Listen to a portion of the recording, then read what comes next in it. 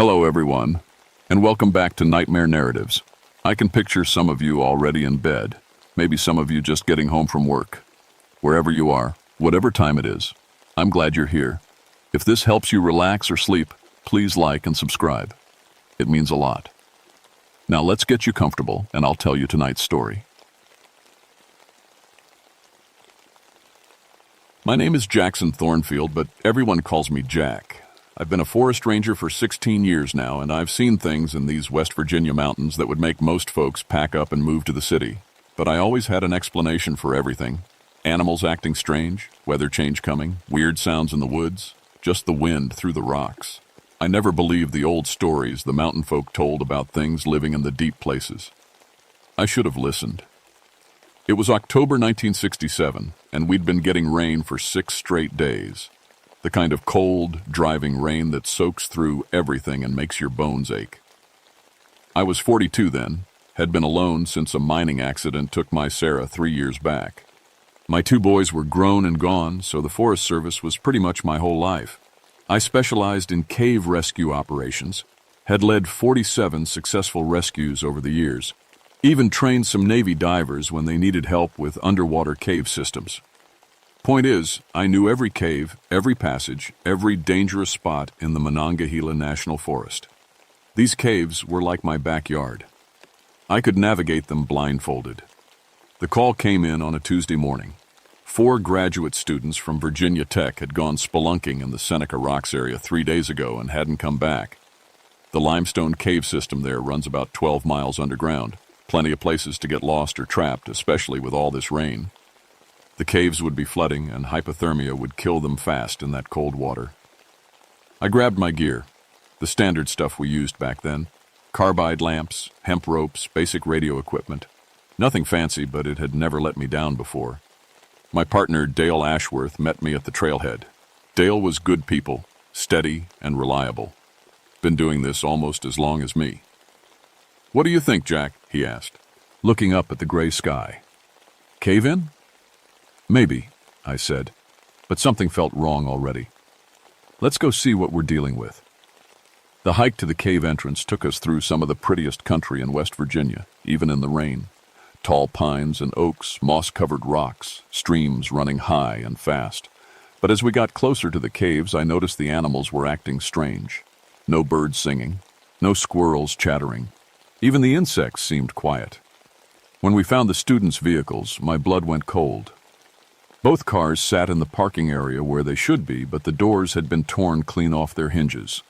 Not pried off, torn off. The metal was twisted and bent like someone had grabbed those doors and ripped them away with impossible strength. But there were no signs of struggle in the mud around the cars. No footprints, no blood, nothing. "Jesus," Dale whispered. "What could do that?" I didn't answer because I didn't have an answer. Bears were strong, but not that strong. And bears didn't rip car doors off anyway. At the cave entrance, we found something even stranger. The students' climbing gear was there, expensive titanium hardware that could hold thousands of pounds. But it was twisted into spirals, like someone had taken solid metal and shaped it like clay. The climbing ropes were cut clean through, but the ends were melted, not cut. "Jack," Dale said, his voice tight, "maybe we should call this in. Get more people out here." I was thinking the same thing, but those kids had been missing for 3 days. If they were still alive, we didn't have time to wait for backup. Every hour counted in a cave rescue. I checked my equipment one more time and started setting up the rappelling gear. My carbide lamp flickered to life, casting dancing shadows on the cave walls. The radio crackled with static. "I'm going down," I told Dale. "You stay up here above and coordinate if anyone else shows up." The cave mouth yawned open like a hungry throat, and for the first time in my career I hesitated at the edge. Something deep in my gut was screaming at me to turn around and walk away. I should have listened to that voice. The rappel down was routine at first, 200 feet of familiar limestone walls and narrow passages. But as I descended, I noticed the temperature rising. Cave systems in this area stayed at a constant 52 degrees year-round. My thermometer was reading 85 degrees and climbing. That's when I found the first student's gear. Emily Patterson's backpack, headlamp, and climbing harness were arranged in a perfect circle on a narrow ledge. Not dropped or scattered like you'd expect from someone in trouble. Arranged, like someone had carefully placed each item exactly where they wanted it. Her wallet was there too, opened to her student ID. Emily Patterson, 23 years old, graduate student in geology. She had a pretty smile in the photo. I'd seen too many of those photos over the years, young people with their whole lives ahead of them before the mountains claimed them. But Emily's gear wasn't damaged or torn like the equipment at the surface. It was just waiting. I keyed my radio. "Dale, you copy?" Static answered me, then something that might have been whispers. I tried again, but got the same thing. White noise and what sounded like voices too far away to understand. My carbide lamp started acting up too. The flame turned from its normal yellow to a strange blue-green color, and the light seemed dimmer somehow. I had backup batteries for my electric flashlight, but something told me to save them. The passage opened up into a larger chamber, and that's where I saw something that made my hands shake. Claw marks, gouged deep into solid limestone, 6 inches deep in some places. The pattern was wrong for any animal I knew. Too wide, too long. The gouges suggested something with claws, 12 feet across, but that was impossible. Nothing that big lived in these caves, I thought. Load the marks deeper into the chamber and found more of the students' equipment, all arranged in the same careful patterns. David Chen's gear, Michael Torres's climbing hardware, Jessica Walsh's pack. But no bodies, no blood, no signs of struggle. The chamber stretched away into darkness beyond my lamp's reach. Water dripped somewhere in the distance, but it sounded wrong. Too rhythmic, almost like a heartbeat. The walls around me were covered in formations I'd never seen before, twisted limestone shapes that looked almost organic. That's when I heard the voice. "Help! Me!" It was coming from the far wall of the chamber. Weak, barely a whisper, but definitely human. I rushed toward the sound, my lamp casting wild shadows on the cave walls. Emily Patterson was there, but she wasn't there the way a person should be. She was embedded in the cave wall itself, her body somehow fused with the limestone. Only her face and one arm were still visible, still human. The rest of her was becoming part of the rock, her skin taking on the gray-white color of the cave walls. Her eyes tracked to me as I approached, wide with terror and pain. "Please," she whispered, her voice echoing strangely. "It's changing me. I can feel myself becoming stone." I reached for her visible hand, but stopped when I saw her fingers. They were hardening, crystallizing, tiny mineral formations growing from her fingernails. But she was still alive, still conscious. "What did this to you?" I asked, though I was afraid to hear the answer. Before she could respond, the temperature in the chamber dropped 20 degrees in an instant. My breath came out in visible puffs, and frost began forming on the cave walls. That's when I saw it. The thing that had been hunting the students. It dropped from the ceiling like a nightmare made real. 15 feet tall with leathery wings that scraped against the chamber walls. Its body was humanoid but wrong. Too long, too thin, covered in what looked like living stone. Its arms ended in claws that could carve limestone like butter. But the worst part was its face. Almost human, but ancient beyond measure. Eyes like black holes that seemed to pull light into them. When it smiled, I saw teeth made of crystallized minerals. The creature landed silently despite its size, and when it spoke, its voice came from everywhere at once. The walls, the ceiling, the floor itself. "Another trespasser," it said, the words rumbling through the limestone around us. Good. I was still hungry. I grabbed for my radio, but it was just screaming static now.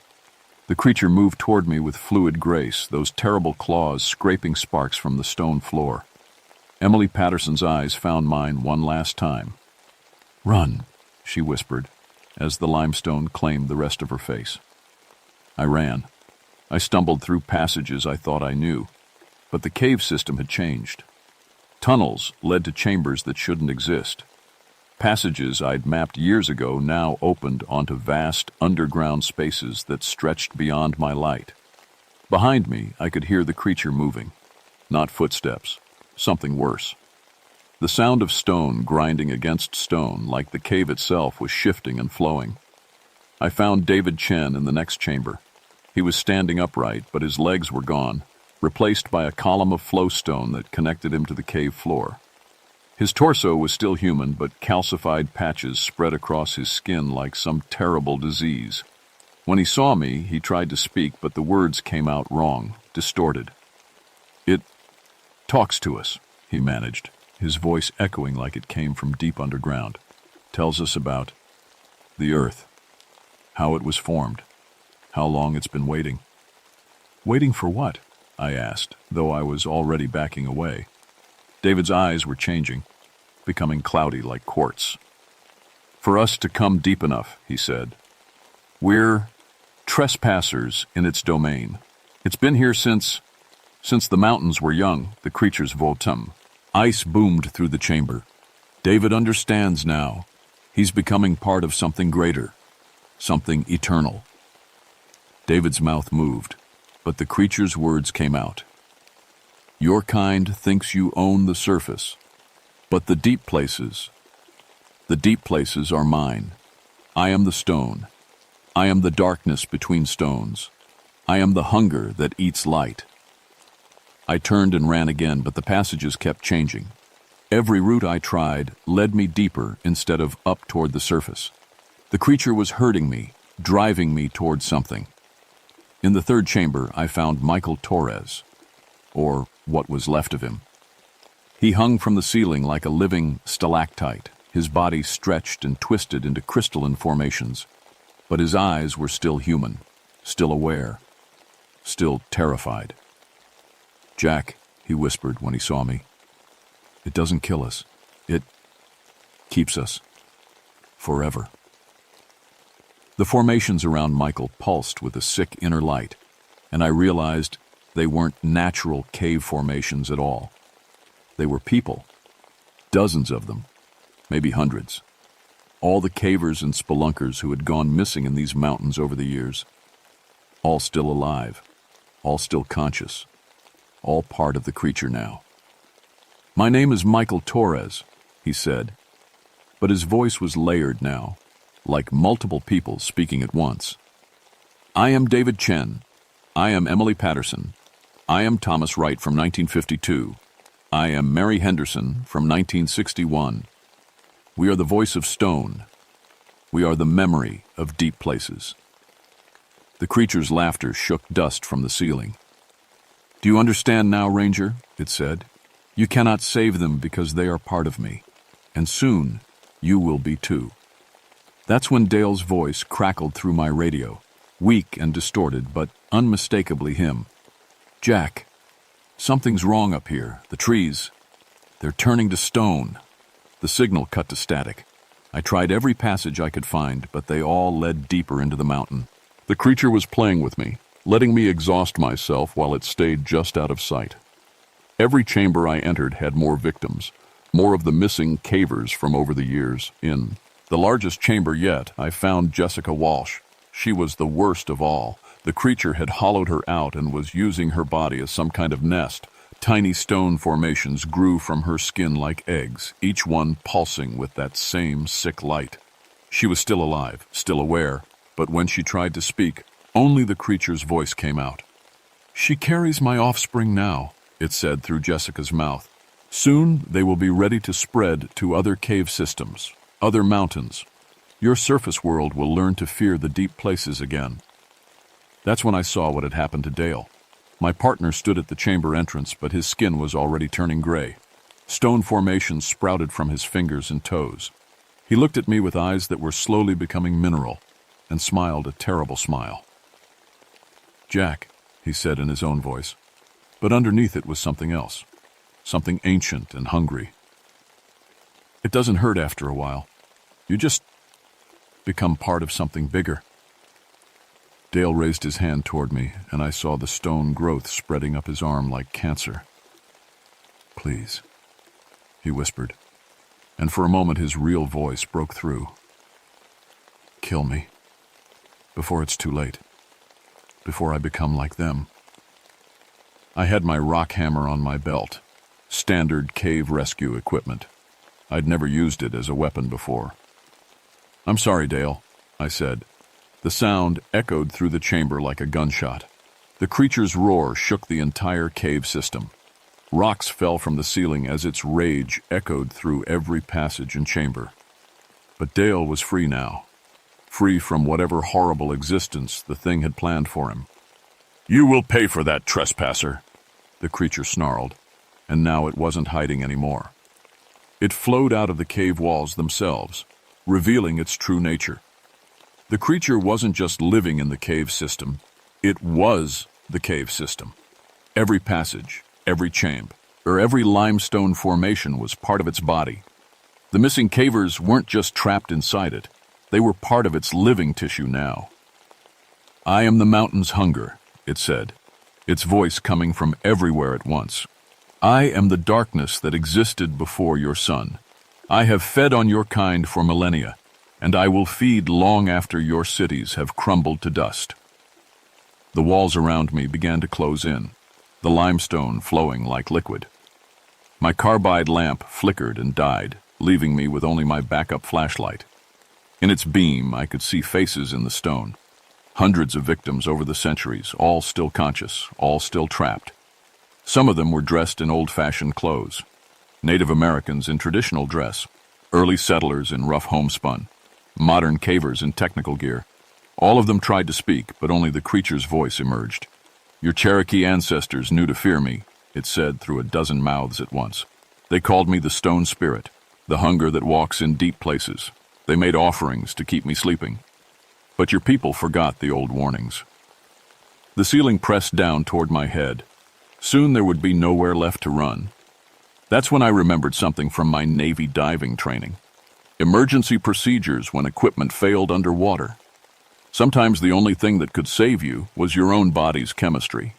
The creature had been absorbing the students slowly, taking days to complete the transformation. That meant it was vulnerable during the process. And if it was made of limestone, there was one thing that could hurt it: acid. I'd been scared out of my mind for hours, running on pure adrenaline and terror.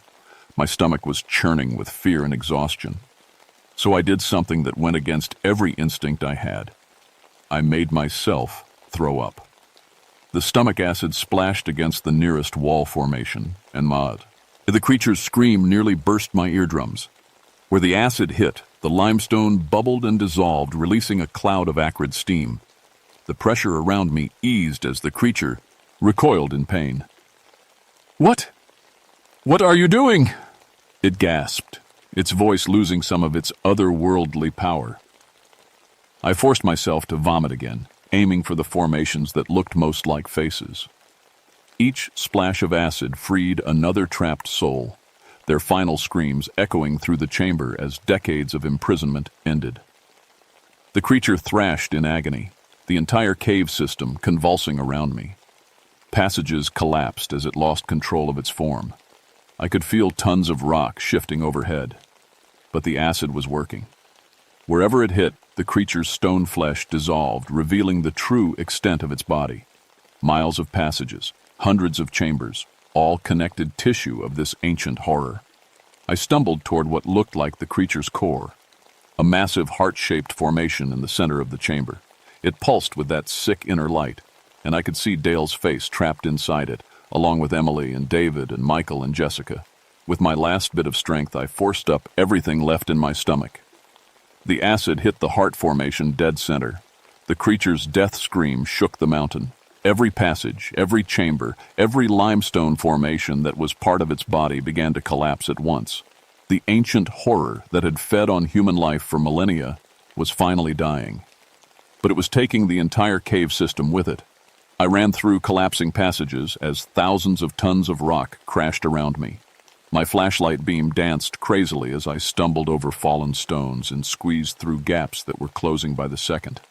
Behind me, I could hear the creature's final words, spoken through the mouths of all its victims at once. Others will come. The deep places call to your kind, and in the deep places, we are waiting. I saw daylight ahead, a crack in the rock where the cave entrance used to be. The opening was getting smaller as the mountain settled, but it was still big enough for a man. I dove through just as the last of the cave system collapsed behind me. I woke up 3 days later in the Charleston hospital. The doctors said a search team found me unconscious at the base of Seneca Rocks, covered in limestone dust and mineral deposits. They couldn't explain the calcium formations that had started growing in my joints, or why my body showed 15% higher mineral content than normal. The official report listed the students' deaths as a cave-in during the flooding. Bodies unrecoverable due to unstable geological conditions. Dale Ashworth was listed as a victim of the same cave-in. The twisted car doors were explained as damage from falling rocks. I never corrected the record. I retired from the Forest Service immediately and took a job doing surface maintenance work. Never went underground again, not even to fix a broken water pipe in a basement. The nightmares started right away. Dreams of stone faces calling my name, of passages that led deeper and deeper into the earth, of things that moved in the spaces between rocks. The calcium deposits in my body kept growing. My doctor called it an unusual metabolic condition and prescribed treatments that didn't work. I knew better. Part of that creature was still in me, would always be in me. A reminder of what lived in the deep places. I established new protocols for cave safety in the National Forest. Any cave system showing geological instability got sealed immediately. I made sure no one would accidentally stumble into another nest of those things, because I knew they were still out there. 6 months after the incident, I met with some Cherokee elders from the reservation. They weren't surprised by my story. Their grandparents had told them about the stone spirits, about the proper rituals to keep them sleeping in the deep places.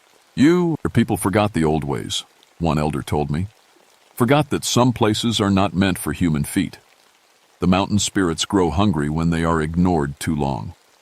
He taught me the appeasement rituals, offerings of tobacco and cornmeal left at cave entrances, prayers spoken in the old language, warnings carved in stone to keep others away.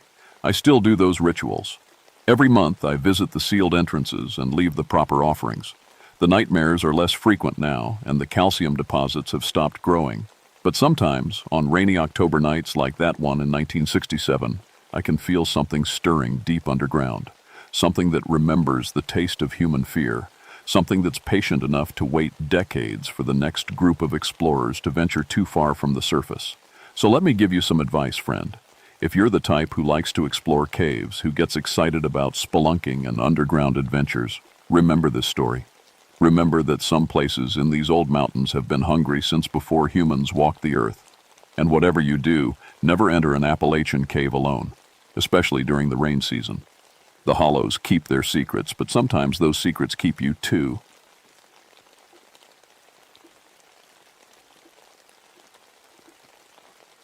My name is Rebecca Foxworth, but everyone calls me Becky.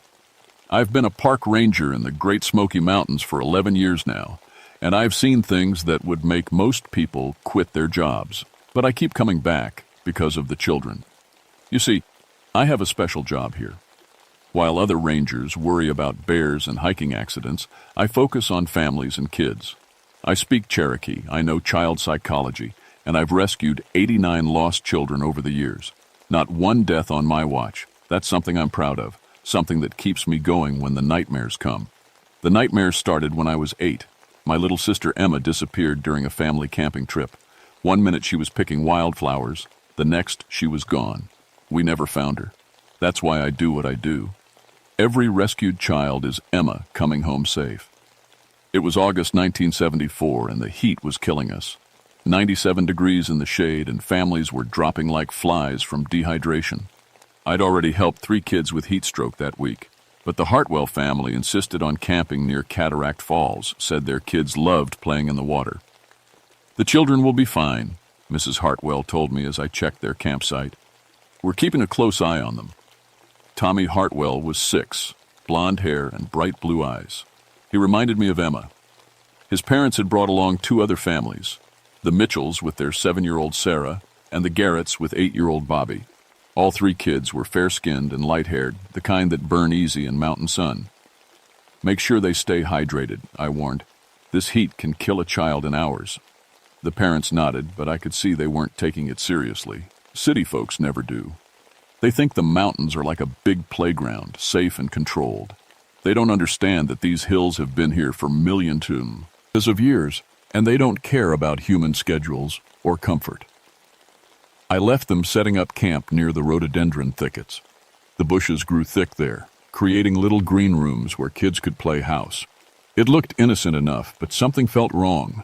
The birds were too quiet, the air was too still. Even the creek seemed to whisper warnings. That evening, I was updating my reports when the radio crackled to life. "Ranger Foxworth, we need you at Cataract Falls. 3 children missing." My stomach dropped. I grabbed my gear and drove up the mountain road, praying it was just kids wandering off to explore. It happens all the time. Kids see a butterfly or a pretty rock and forget everything else. But when I arrived at the campsite, I knew this was different. The parents were frantic. Mrs. Mitchell was crying so hard she couldn't speak. Mr. Garrett kept running in circles, calling Bobby's name until his voice gave out. "They were right here," Mr. Hartwell kept saying, "playing in that little clearing by the water. We were watching them. We were watching." I've heard those words before. Every parent says the same thing. They were watching. They were careful. It happened so fast. "How long have they been gone?" I asked. 2 hours, Mrs. Hartwell sobbed. "Maybe 3. We searched everywhere. We walked 2 miles in every direction." I felt that familiar tightness in my chest. 3 hours in this heat without water could be deadly, but I pushed down the panic. I had a job to do. "Show me where you last saw them." They led me to a small clearing surrounded by thick rhododendrons. The ground was soft dirt, perfect for showing footprints. And there were prints, small sneakers running in circles, playing some kind of game. But then the prints just stopped.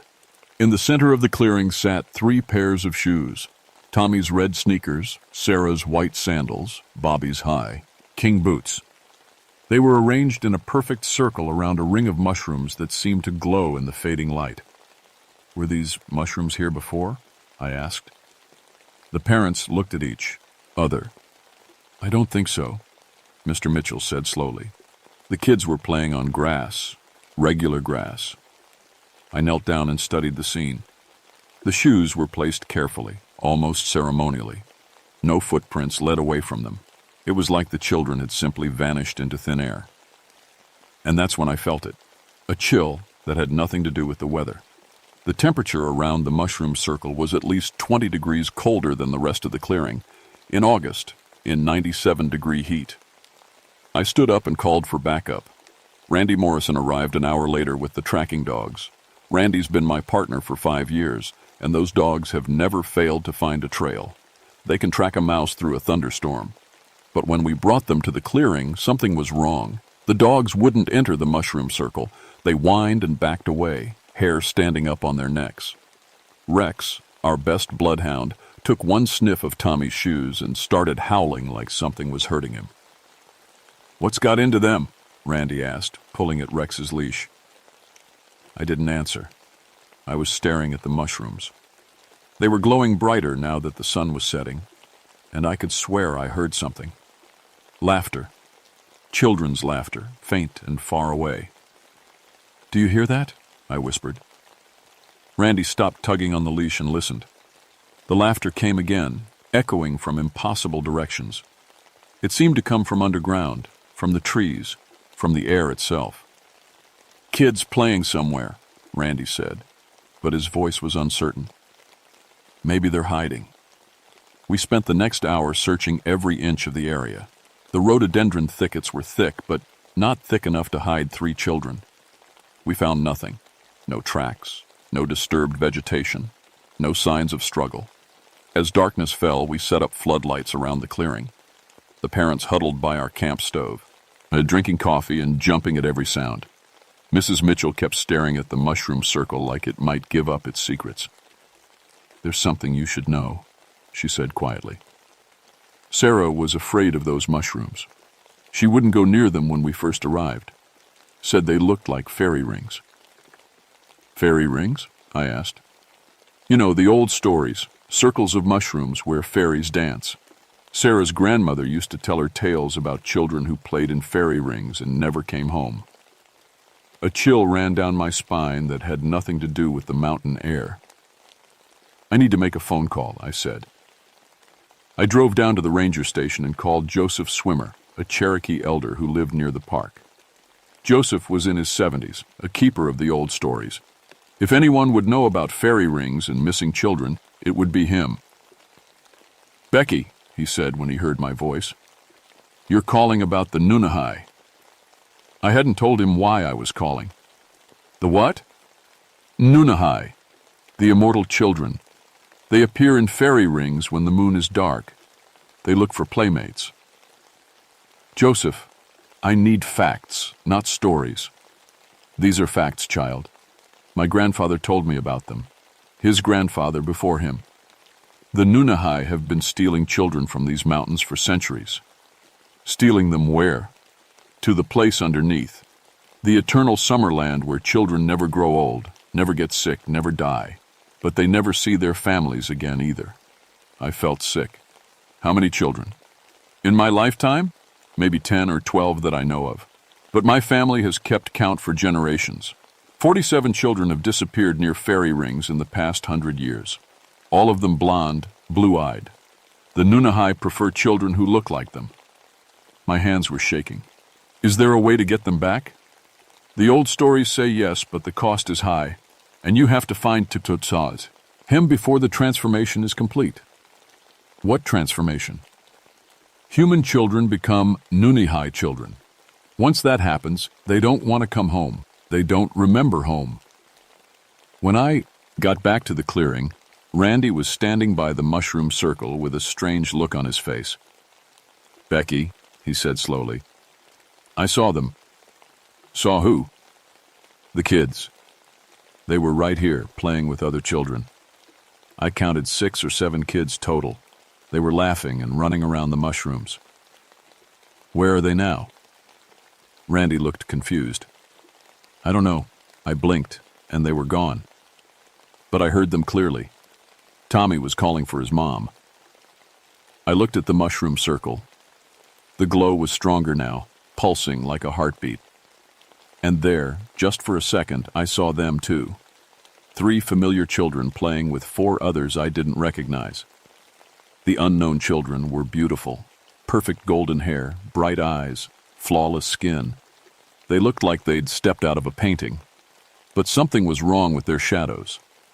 In the floodlight, all the children cast shadows except the 4 I didn't recognize. I grabbed my flashlight and stepped toward the circle. Becky, don't, Randy warned. But I had to know. I had to see. The moment my foot crossed into the mushroom ring, the world changed. The clearing wasn't a clearing anymore. I stood in a vast meadow filled with wildflowers under a sky that couldn't decide if it was day or night. The air smelled like spring and summer and childhood all mixed together. Somewhere in the distance, I could hear children laughing and playing. Welcome, Rebecca. I spun around. A boy stood behind me, maybe 10 years old, with golden hair and eyes like green glass. He was beautiful, but in a way that made my skin crawl. Too perfect. Too bright. We've been waiting for you, the boy said. His voice echoed strangely, like it was coming from underwater. Where are the children? Where are Tommy, Sarah, and Bobby? The boy smiled. They're playing. They're happy. They're safe. I want to see them. Of course you do. Follow me.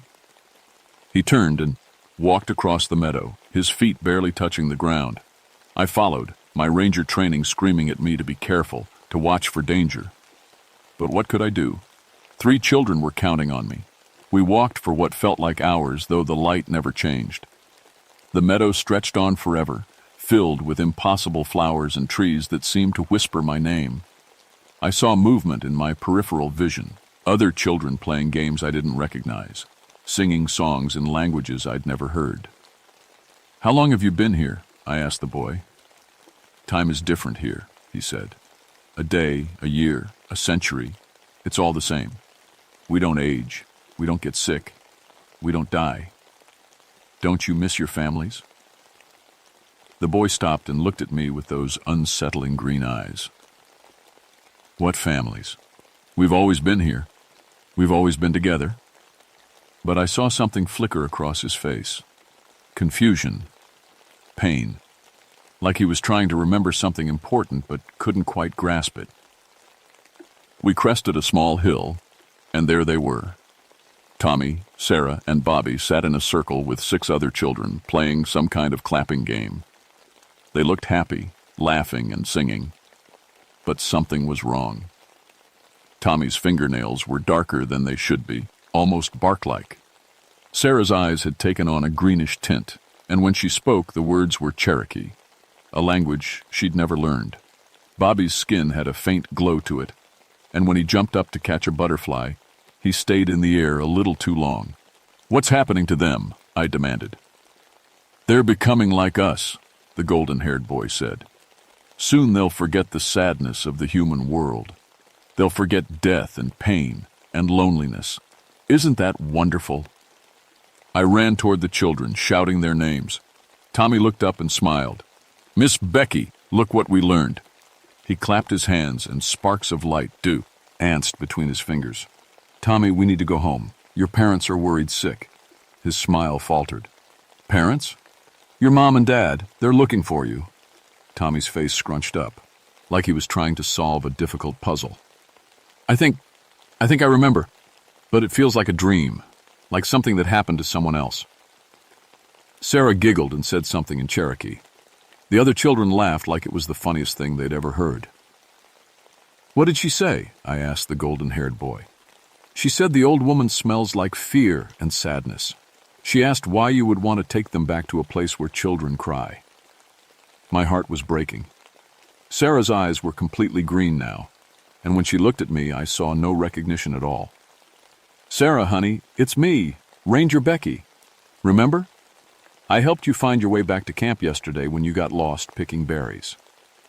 Sarah tilted her head like a curious bird. I don't pick berries, she said in perfect Cherokee. I eat starlight and drink morning dew. That's when I heard Randy's voice, faint and far away. Becky, where are you? I turned toward the sound and saw him stumbling across the meadow, looking dazed and confused. But something was happening to him. With each step, he looked younger. His gray hair was turning brown. The lines around his eyes were smoothing out. Randy, don't come any closer, I shouted. But it was too late. He reached the circle of children and sat down heavily, breathing hard. Strangest thing, he said, but his voice was higher than before. I stepped into that mushroom ring looking for you, and suddenly I was here. How long have we been gone? I don't know, I said. But I had a terrible feeling it had been much longer than it felt. More children appeared from the meadow, dozens of them, all beautiful, all perfect, all with that same unsettling glow. I realized these must be the other missing children Joseph had told me about. 47 children lost over 100 years, all transformed into these eternal fairy creatures. Why children? I sked the golden-haired boy. Why do you take children? Because children know how to play, he said simply. Adults forget. They worry about time and money and death. Children live in the moment. They believe in magic. Randy was getting younger by the minute. His clothes hung loose on his shrinking frame. He was laughing at something Bobby had said, his adult concerns melting away like ice in summer. Please, I begged, let them go.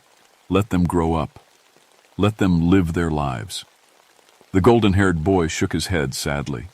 They are living. They're living forever. No sickness, no pain, no death. What more could any parent want for their child? A choice, I said. The choice to make their own decisions, to fall in love, to have children of their own, to experience everything life has to offer, good and bad. But why would anyone choose sadness? I thought about my sister Emma, about all the children I'd rescued over the years, about the parents waiting back in the real world. Because sadness makes the joy more precious, I said. Because growing up means becoming who you're meant to be. Because love only matters if you can lose it. The boy considered this, his perfect face troubled. Around us, the eternal children played their endless games, frozen in a moment that would never end. And that's when I felt it in my pocket, the weight of my belt buckle, made of old iron. My grandfather's buckle, passed down through generations of mountain folk who knew the old stories. The iron was burning hot against my leg. I pulled out my iron belt buckle, and the effect was immediate. The golden-haired boy hissed and stepped back, shielding his eyes. All around us, the eternal children stopped playing and stared at the buckle with fear and confusion. Cold iron, I whispered, remembering Joseph's words. You can't stand cold iron. Put it away, the boy pleaded. It hurts us. It burns. But I held it higher, and the buckle grew hotter in my hand. The impossible meadow flickered around us like a TV with bad reception. For a moment, I could see through to the real world, the mushroom circle, the floodlights, the worried parents. Tommy? Sarah? Bobby? I called. Look at this. Remember this? Tommy looked at the iron buckle and blinked hard. My dad has one like that. He wears it with his work clothes. That's right. Your dad is waiting for you. Your mom is crying because she's scared you're hurt. Tommy's bark-like fingernails began to fade back to normal. The magic was weakening around him. But Sarah only laughed and spoke more Cherokee words. She was too far gone, too changed. Her transformation was nearly complete. Bobby was somewhere in between. His skin still glowed, but his feet touched the ground now. I remember camping, he said slowly. I remember s'mores, but it feels like a long time ago. Randy was now about 12 years old and getting younger by the minute. He was giggling at everything, his adult memories fading like photographs in sunlight. We have to go, I told the children. Now, before it's too late. I pulled out my camping gear, searching for more iron. My knife had an iron blade. My compass had iron components. I arranged them in a circle around Tommy and Bobby, and the boys seemed to wake up a little more. It hurts, Sarah said, but now she was speaking English again. The metal hurts my eyes. The golden-haired boy was backing away, and the other eternal children were retreating too.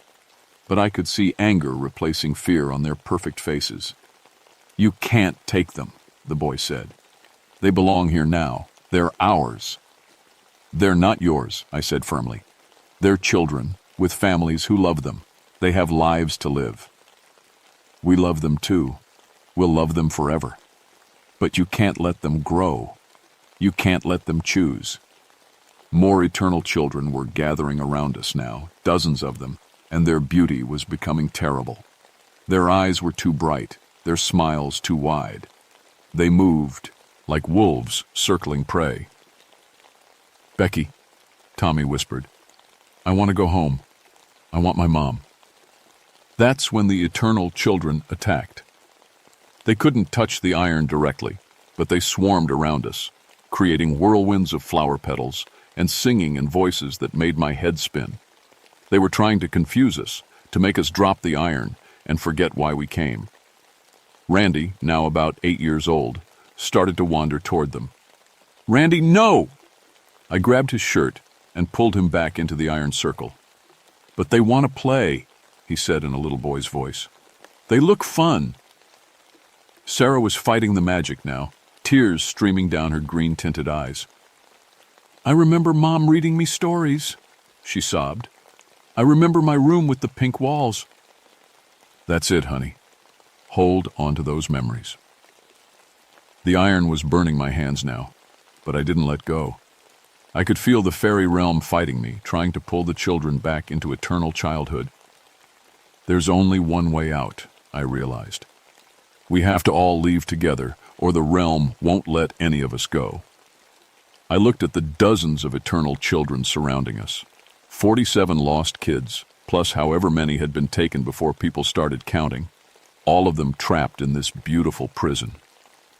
Come with us, I called to them. All of you. You can grow up. You can go home. But the golden-haired boy shook his head. We don't remember home. This is all we know. And I saw the truth in his ancient young eyes. Some of them had been here so long, they truly were more fairy than human now. The transformation was complete. They couldn't leave even if they wanted to. But maybe some of the newer ones. "If you remember your real name," I shouted. "If you remember your family, step into the circle." 3 children broke away from the group and stumbled toward us. They looked confused and scared, like they were waking up from a long dream. The golden-haired boy screamed in rage, "No, you belong here! You're safe here!" But the iron circle was growing stronger. Reality was bleeding through the fairy realm, showing cracks in the eternal summer sky. "Everyone hold hands," I ordered. "Don't let go no matter what happens." We formed a chain. Me, Tommy, Bobby, Sarah, young Randy, and the 3 children who'd chosen to remember. The iron circle began to spin around us, faster and faster, until the meadow became a blur of impossible colors. The eternal children were chanting now, their voices rising in a song of loss and longing. They knew they were losing playmates, maybe forever. The last thing I saw was the golden-haired boy reaching out to us, tears like diamonds on his perfect cheeks. "Don't leave us alone," he whispered. And then we were falling back into the real world. We hit the ground hard in the mushroom circle, gasping and choking on normal air. The floodlights were blazing and I could hear the parents screaming our names. "Tommy, Sarah, Bobby!" The children were unconscious but breathing. Randy was still 8 years old, curled up like a sleeping child.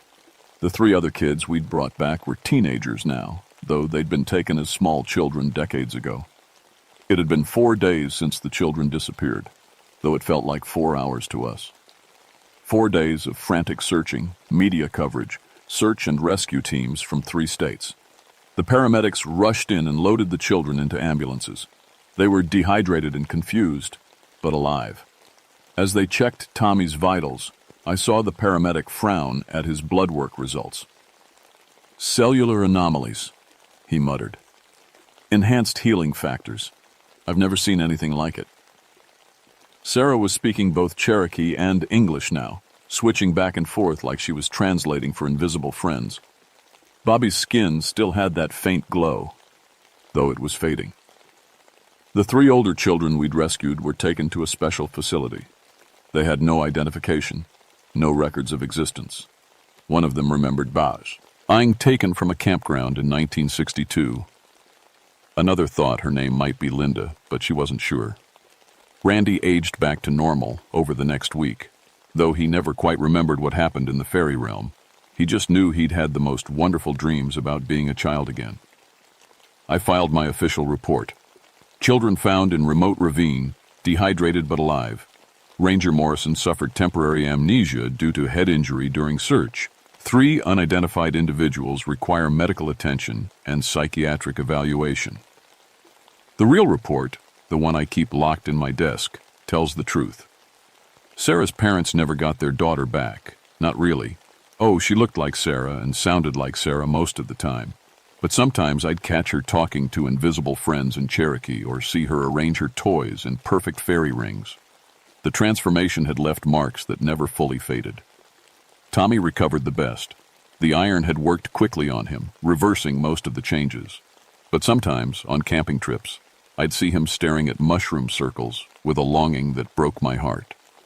Bobby's parents moved away from the mountains. They said the altitude bothered his asthma, but I knew better. They'd seen the way he floated half an inch off his bed while sleeping. I never told Joseph Swimmer about the 3 children we'd rescued. He had enough guilt about the ones who'd been lost over the years, but I did ask him to help me place iron fence posts around all the known fairy ring sites in the park. Iron won't stop them, he warned me. It will only slow them down. Then I'll keep watching, I said. And I have. For 47 years now, I've specialized in missing children cases. I carry iron tools in my pack, iron jewelry on my body, iron filings in my pockets. I've prevented 23 more Nunahai abductions over the decades, though most people think I'm just good at finding lost kids. Randy retired in 1995, never knowing why he sometimes woke up from dreams of eternal summer with tears on his cheeks. I stayed until they forced me to retire. At 70, then kept coming back as a volunteer. The mushroom circle at Cataract Falls still appears sometimes, especially during the dark of the moon. Sometimes I see children playing there, beautiful, perfect children who cast no shadows. They wave at me sadly, like old friends saying goodbye. I wave back and I whisper a promise. I'm still watching. I'm still here. Because somewhere in that realm of eternal summer, the golden-haired boy is still waiting for new playmates, still lonely, still hungry for the laughter of children who don't yet know that growing up is a gift, not a curse. And I'll be here to make sure he stays hungry. If you're ever camping in the Smokies with your children, remember this story. Keep some iron in your pocket, a nail, a key, a belt buckle passed down from your grandfather. Watch for mushroom circles that appear overnight. Listen for children's laughter that seems to come from nowhere. And if your child ever says they want to play with the pretty children in the fairy ring, pick them up and run. Run fast and don't look back. Because the mountain's hungry children are always watching, always waiting, always hoping that this time you'll let your guard down just long enough for them to steal another playmate for their endless games. My name is Rebecca Foxworth, and I've been protecting children from the Nunahai for 47 years. This is my story. This is my warning. And this is why I'll never stop watching the mushroom circles bloom in the dark of the moon.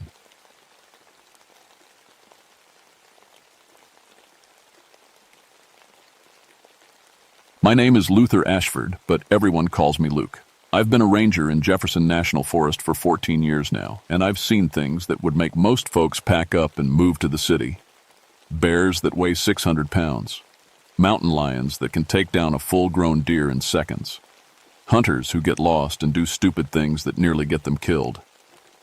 But I'm good at what I do. Real good. In my time here, I've tracked 156 bears and 78 mountain lions. I know how they think, how they move, how they kill. Used to be Army Rangers before this. Different kind of ranger, but the skills carry over. Tracking. Staying calm when things go bad. Knowing the difference between what's dangerous and what's just scary. I'm 39 now, live alone in a cabin about 10 miles from the main station. Divorced 3 years back. Sarah said I loved these mountains more than I loved her. Maybe she was right. After she left, I stopped trying to fight it. The forest doesn't lie to you. It doesn't change its mind or ask for things you can't give. It just is what it is. November 1981 was when everything changed. The leaves had mostly fallen, and we'd gotten our first snow early that year. Hunting season was in full swing, which meant my radio never stopped crackling with calls about lost hunters, illegal camps, and folks taking shots at things they shouldn't. That's when Jim Bradshaw came stumbling into the ranger station, white as a sheet and shaking like a leaf. "Luke," he said, barely able to get the words out. "You gotta come see this. Up on Backbone Ridge. Something killed a whole bunch of deer, but it ain't like nothing I ever seen." Jim's been hunting these woods for 20 years. He's not the type to get spooked by a bear or even a big cat, but he looked like he'd seen a ghost. "What kind of something?" I asked, grabbing my gear. "I don't know what to call it. Big as a bear, but it moves like a cat. And Luke..." He stopped, rubbing his face with shaky hands. "It drained all the blood. Every last drop. But didn't eat hardly any of the meat." Now, I'd heard stories like this before. Down in North Carolina, they call it the Beast of Bladenboro. Folks claim there's some kind of vampire cat that kills livestock and pets. But every time I looked into those stories, turned out to be just a black bear or maybe a sick mountain lion. Animals do strange things when they're hurt or desperate. But Jim looked so scared, I figured I better check it out. The drive up to Backbone Ridge takes about 40 minutes on the old logging roads. It's rough country, 4,000 feet up, thick hardwood forest, and ravines so deep you can't see the bottom. Perfect place for large predators to hide. Perfect place for someone to get hurt if they're not careful. When we got there, I knew right away this wasn't any normal bear kill. 12 deer. That's how many we found in the first hour of searching. All of them arranged in a rough circle, maybe 50 yards across. Each one had 2 puncture wounds in the neck, clean and precise. The blood was completely gone, but the bodies looked fresh. No bloating, no smell of decay. like they'd been killed an hour ago instead of what had to be several days. "Jim," I said, kneeling next to the nearest carcass, "when did you first see this?" "Yesterday morning. But, Luke, I swear these bodies weren't here when I walked through 3 days ago." I pulled out my measuring tape and started documenting everything. The puncture wounds were exactly 3 inches apart, too wide for any mountain lion I'd ever seen. Too precise for a bear. Bears tear and rip. This looked almost surgical. Then I found the tracks. They were huge, 8 inches across, bigger than any bear print in my files. 4-toed, like a cat, but with claw marks that went deep into the frozen ground. The stride length was what really got my attention. 6 feet between prints when it was walking normally. That meant whatever made these tracks stood at least 6 feet tall at the shoulder. "Jim, you said it moved like a cat?" "Yeah, but..." He pointed to a set of tracks leading away from the kill site. "Look at these." The tracks changed. For about 20 yards, they showed the same 4-legged pattern. Then suddenly, they became 2-legged. Same size, same claw marks, but now they were spaced like something walking upright. Like a man, but with feet the size of dinner plates. I'd never seen anything like it in 14 years of tracking. We followed the trail for about a quarter mile. It led us through thick pine groves and across a frozen creek. The tracks were easy to follow at first. Whatever this thing was, it was heavy enough to leave deep impressions, even in the rocky soil. Then they just stopped.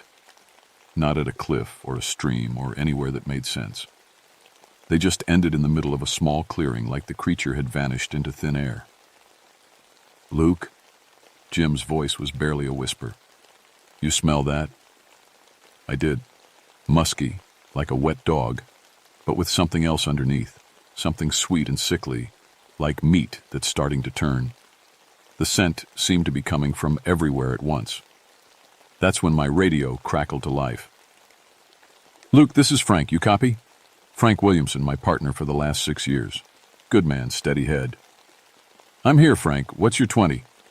"About 2 miles south of your position, Luke. I got more kills down here." "Same pattern. And Luke..." His voice dropped. "I got witnesses." The witnesses were a family from Richmond. Dad, Mom, 2 teenage kids on a camping trip. They'd set up their tent near a small lake about 3 miles from where Jim found the first kills.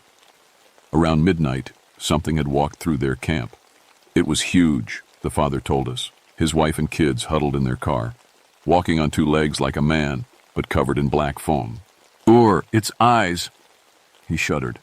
"Its eyes glowed red in our flashlight beam." "How tall?" I asked. 8 feet, maybe more. It didn't try to hurt us, just walked right through our camp like we weren't even there. But the sounds it made..." The man's wife started crying. "Like a woman screaming, but not human. Not human at all." We convinced them to pack up and head back to town. Whatever was out here, it was big enough and strange enough that I didn't want civilians around. Frank pulled me aside. "Luke, I brought someone with me. Dr. Susan Hayes from the Game Commission. She's a biologist, specializes in predator behavior." Dr. Hayes was a small woman, maybe 40, with intense green eyes and graying hair pulled back in a ponytail.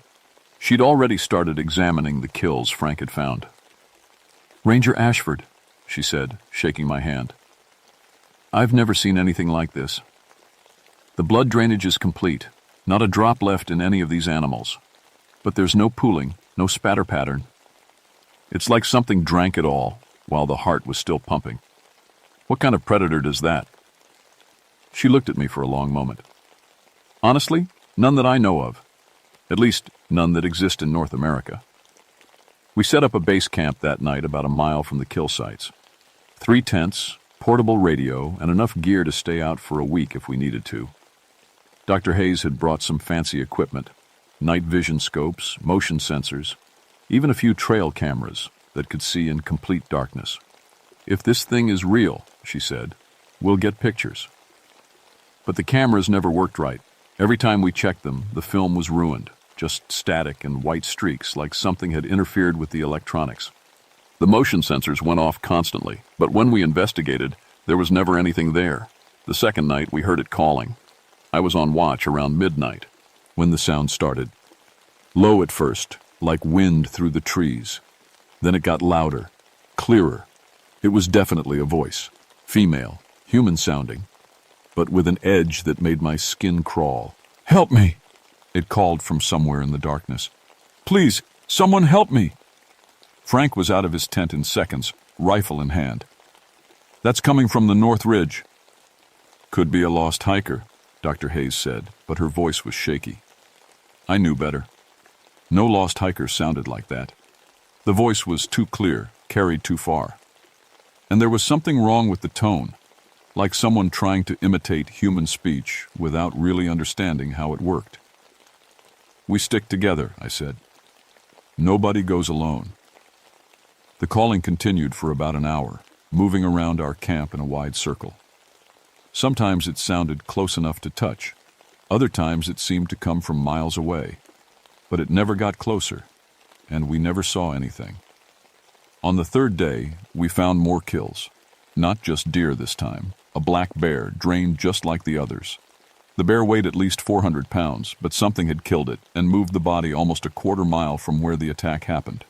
"Look at this," Dr. Hayes called out. She was examining trees around the kill site. Deep claw marks scored the bark, starting about 10 feet off the ground and going up another 5 feet. Whatever did this is huge, and it climbs. That night, Frank volunteered to take the late watch. I should have said no, should have insisted we all stay together. But Frank was experienced, and we needed someone awake while the rest of us slept. I woke up around 3 in the morning to silence. Not normal forest silence. There are always sounds in the woods at night.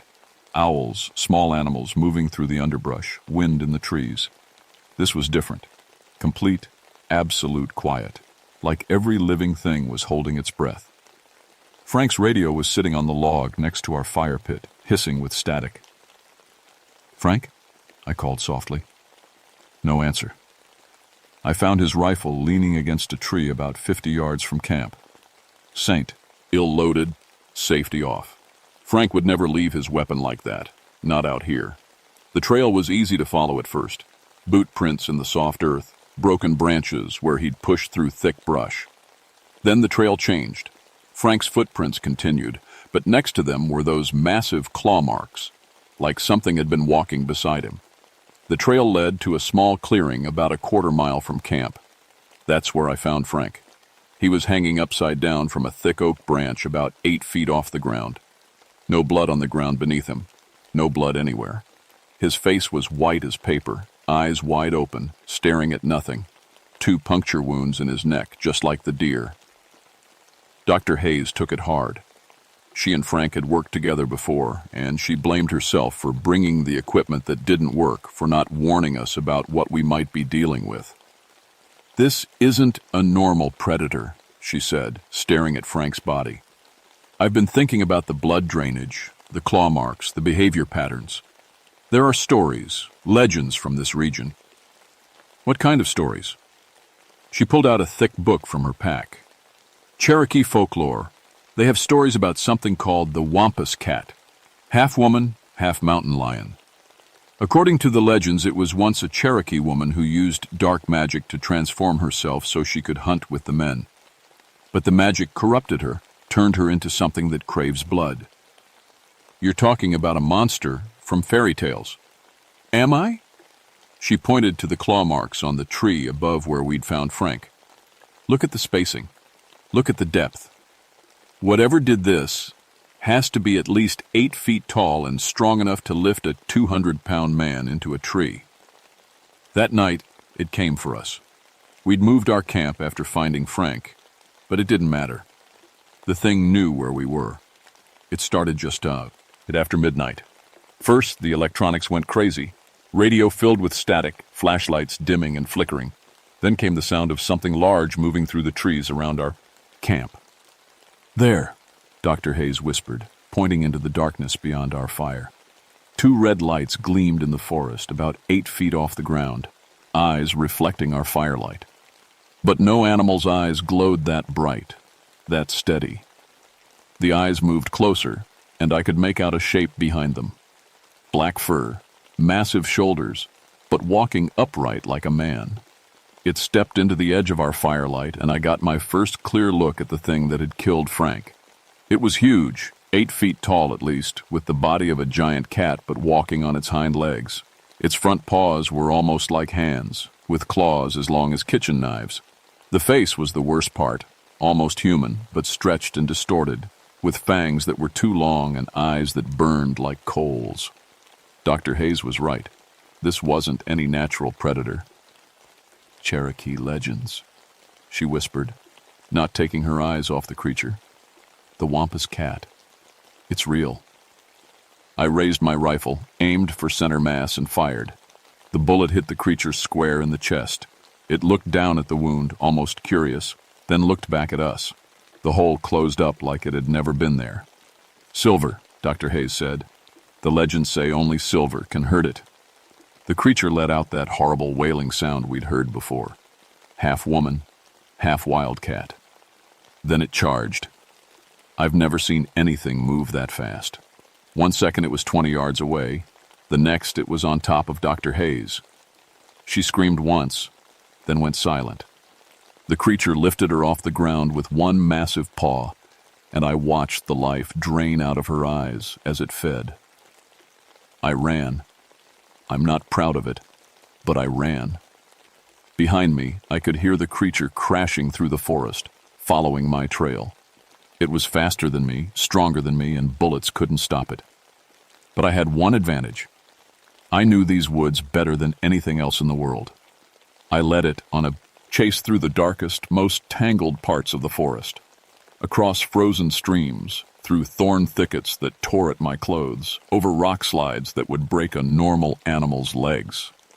But this thing wasn't normal. It kept coming. Finally, I reached the place I'd been heading for. The old Cherokee village site, abandoned years ago, but still marked with a historical plaque. If Dr. Hayes was right about the legends, this might be the only place I could find help. Mary Sequoia lived in a small cabin about a mile from the village site. She was old. Nobody knew exactly how old, and most folks thought she was crazy. But she was Cherokee, and she knew the old stories.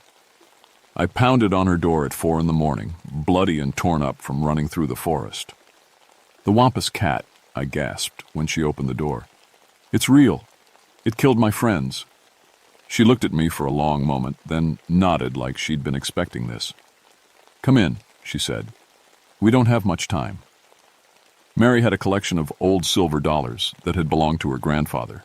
She melted them down in a small furnace behind her cabin, casting the silver into rough bullets that would fit my rifle. "Silver alone isn't enough," she said, holding the bullets over a small fire while she chanted in Cherokee.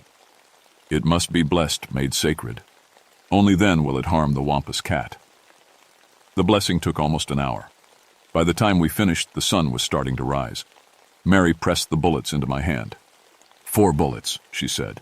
"That's all the silver I have. Don't miss." I made it back to Backbone Ridge just as the creature was finishing with our campsite. It had torn through our tents and equipment like they were made of paper. When it saw me, it let out that terrible wailing cry and started moving in my direction. This time, I stood my ground. The first silver bullet hit it in the shoulder. A creature screamed, not the wailing cry from before, but a sound of real pain. Black blood sprayed from the wound, and the thing stumbled backward. The second bullet caught it in the chest. More screaming, more black blood. But it kept coming. The third bullet hit it in the face just below the left eye. The creature fell to its knees, clawing at the wound. The silver was burning it from the inside out. I had 1 bullet left. I took careful aim and put it right between those glowing red eyes. The Wampus cat fell backward off the cliff face, crashing down into the ravine below. I could hear it hitting rocks and trees on the way down. Then silence. I found the creature at the bottom of the ravine, still alive but barely. The silver bullets had done real damage. Its face was a burned ruin, and black blood pooled around its body. But it was healing. Slowly, but I could see the wound starting to close. Following a blood trail, I tracked it to a cave system I'd never seen before, hidden behind a waterfall about a half-mile from the cliff. The cave went deep into the mountain, and the smell that came out of it was like nothing I'd ever experienced. Death and decay and something else. Something old and evil. I didn't go in far, but I went in far enough. The cave was full of bones. Human bones, animal bones, some so old they crumbled when I touched them. I found artifacts too. Cherokee pottery, colonial-era buttons, a Civil War sword. This thing had been killing in these mountains for hundreds of years. The creature was at the very back of the cave, curled up like it was sleeping. The silver wounds were healing, but slowly. In a few days, maybe a week, it would be back to full strength. I had some dynamite in my pack, standard gear for clearing fallen trees from trails. I used all of it to seal the cave entrance. Brought down enough rock to bury the thing for good, or at least for a very long time. The official report blamed Frank and Dr. Hayes' deaths on a rogue black bear. The area around Backbone Ridge was closed to hunting indefinitely. I spent 2 weeks in the hospital getting rabies shots and talking to a psychiatrist who thought I was having some kind of breakdown. Maybe I was. Maybe I still am. But I keep blessed silver bullets in my rifle now, and I've taught the other rangers about the old Cherokee stories. Most of them think I'm crazy, but a few listen. The smart ones carry silver too.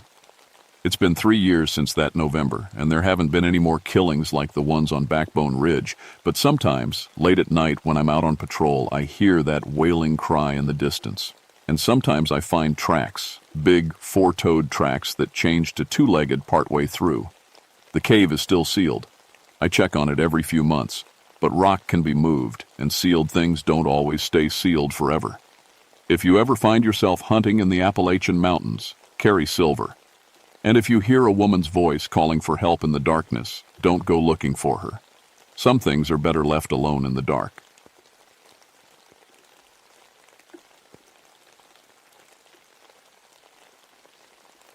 My name is William Shepard, but folks just call me Bill. I've been a ranger in Daniel Boone National Forest for 18 years now, and I've seen pretty much everything these Kentucky woods can throw at you. Bears, wild boar, lost hikers, illegal hunters, you name it. But what happened at Massacre Hollow in September of '63 changed everything I thought I knew about this job. I'm 44 years old, born and raised right here in Kentucky. My great-grandfather fought with the Union Army during the Civil War, and my family's been telling those old battle stories for as long as I can remember. That's probably why I ended up specializing in historical sites protection. Over the years, I've documented 34 historical sites across the forest, most of them Civil War related. I know these battlefields like the back of my hand. Now, I've always been a practical man. When tourists would ask me about ghost stories at the old battle sites, I'd just shake my head and smile. Civil War ghosts are just old wives' tales, I'd tell them. Good for selling postcards, but that's about it. I figured people just got spooked being in places where men died. Nothing more to it than that. The trouble started when I got a call from a Civil War reenactment group. They'd been planning to hold their annual event at Massacre Hollow, same as they had for the past 5 years. But this time, something was different. The group leader, a man named Tom Bradley, sounded shaken up when he called. "Bill, we had some strange things happen during our practice run last weekend," he said. "I'm not sure how to explain it, but some of our boys got hurt. Real hurt, even though we were only using blanks." Massacre Hollow sits deep in the forest about 10 miles from the nearest road. Back in 1863, it was the site of a nasty ambush. Confederate guerrillas led by a man called Bloody Bill Henderson Trapp had 47 Union soldiers there. It was a massacre, pure and simple. Henderson's men didn't just kill the Union boys, they tortured them first. When Henderson was finally caught and hanged 6 months later, folks say he cursed the place with his dying breath. I drove out to meet Bradley and his group that Tuesday morning. The weather was strange for September. Heavy fog rolling in and out, and the temperature kept dropping for no reason I could figure. When I got to their camp, I could see right away that these men were rattled.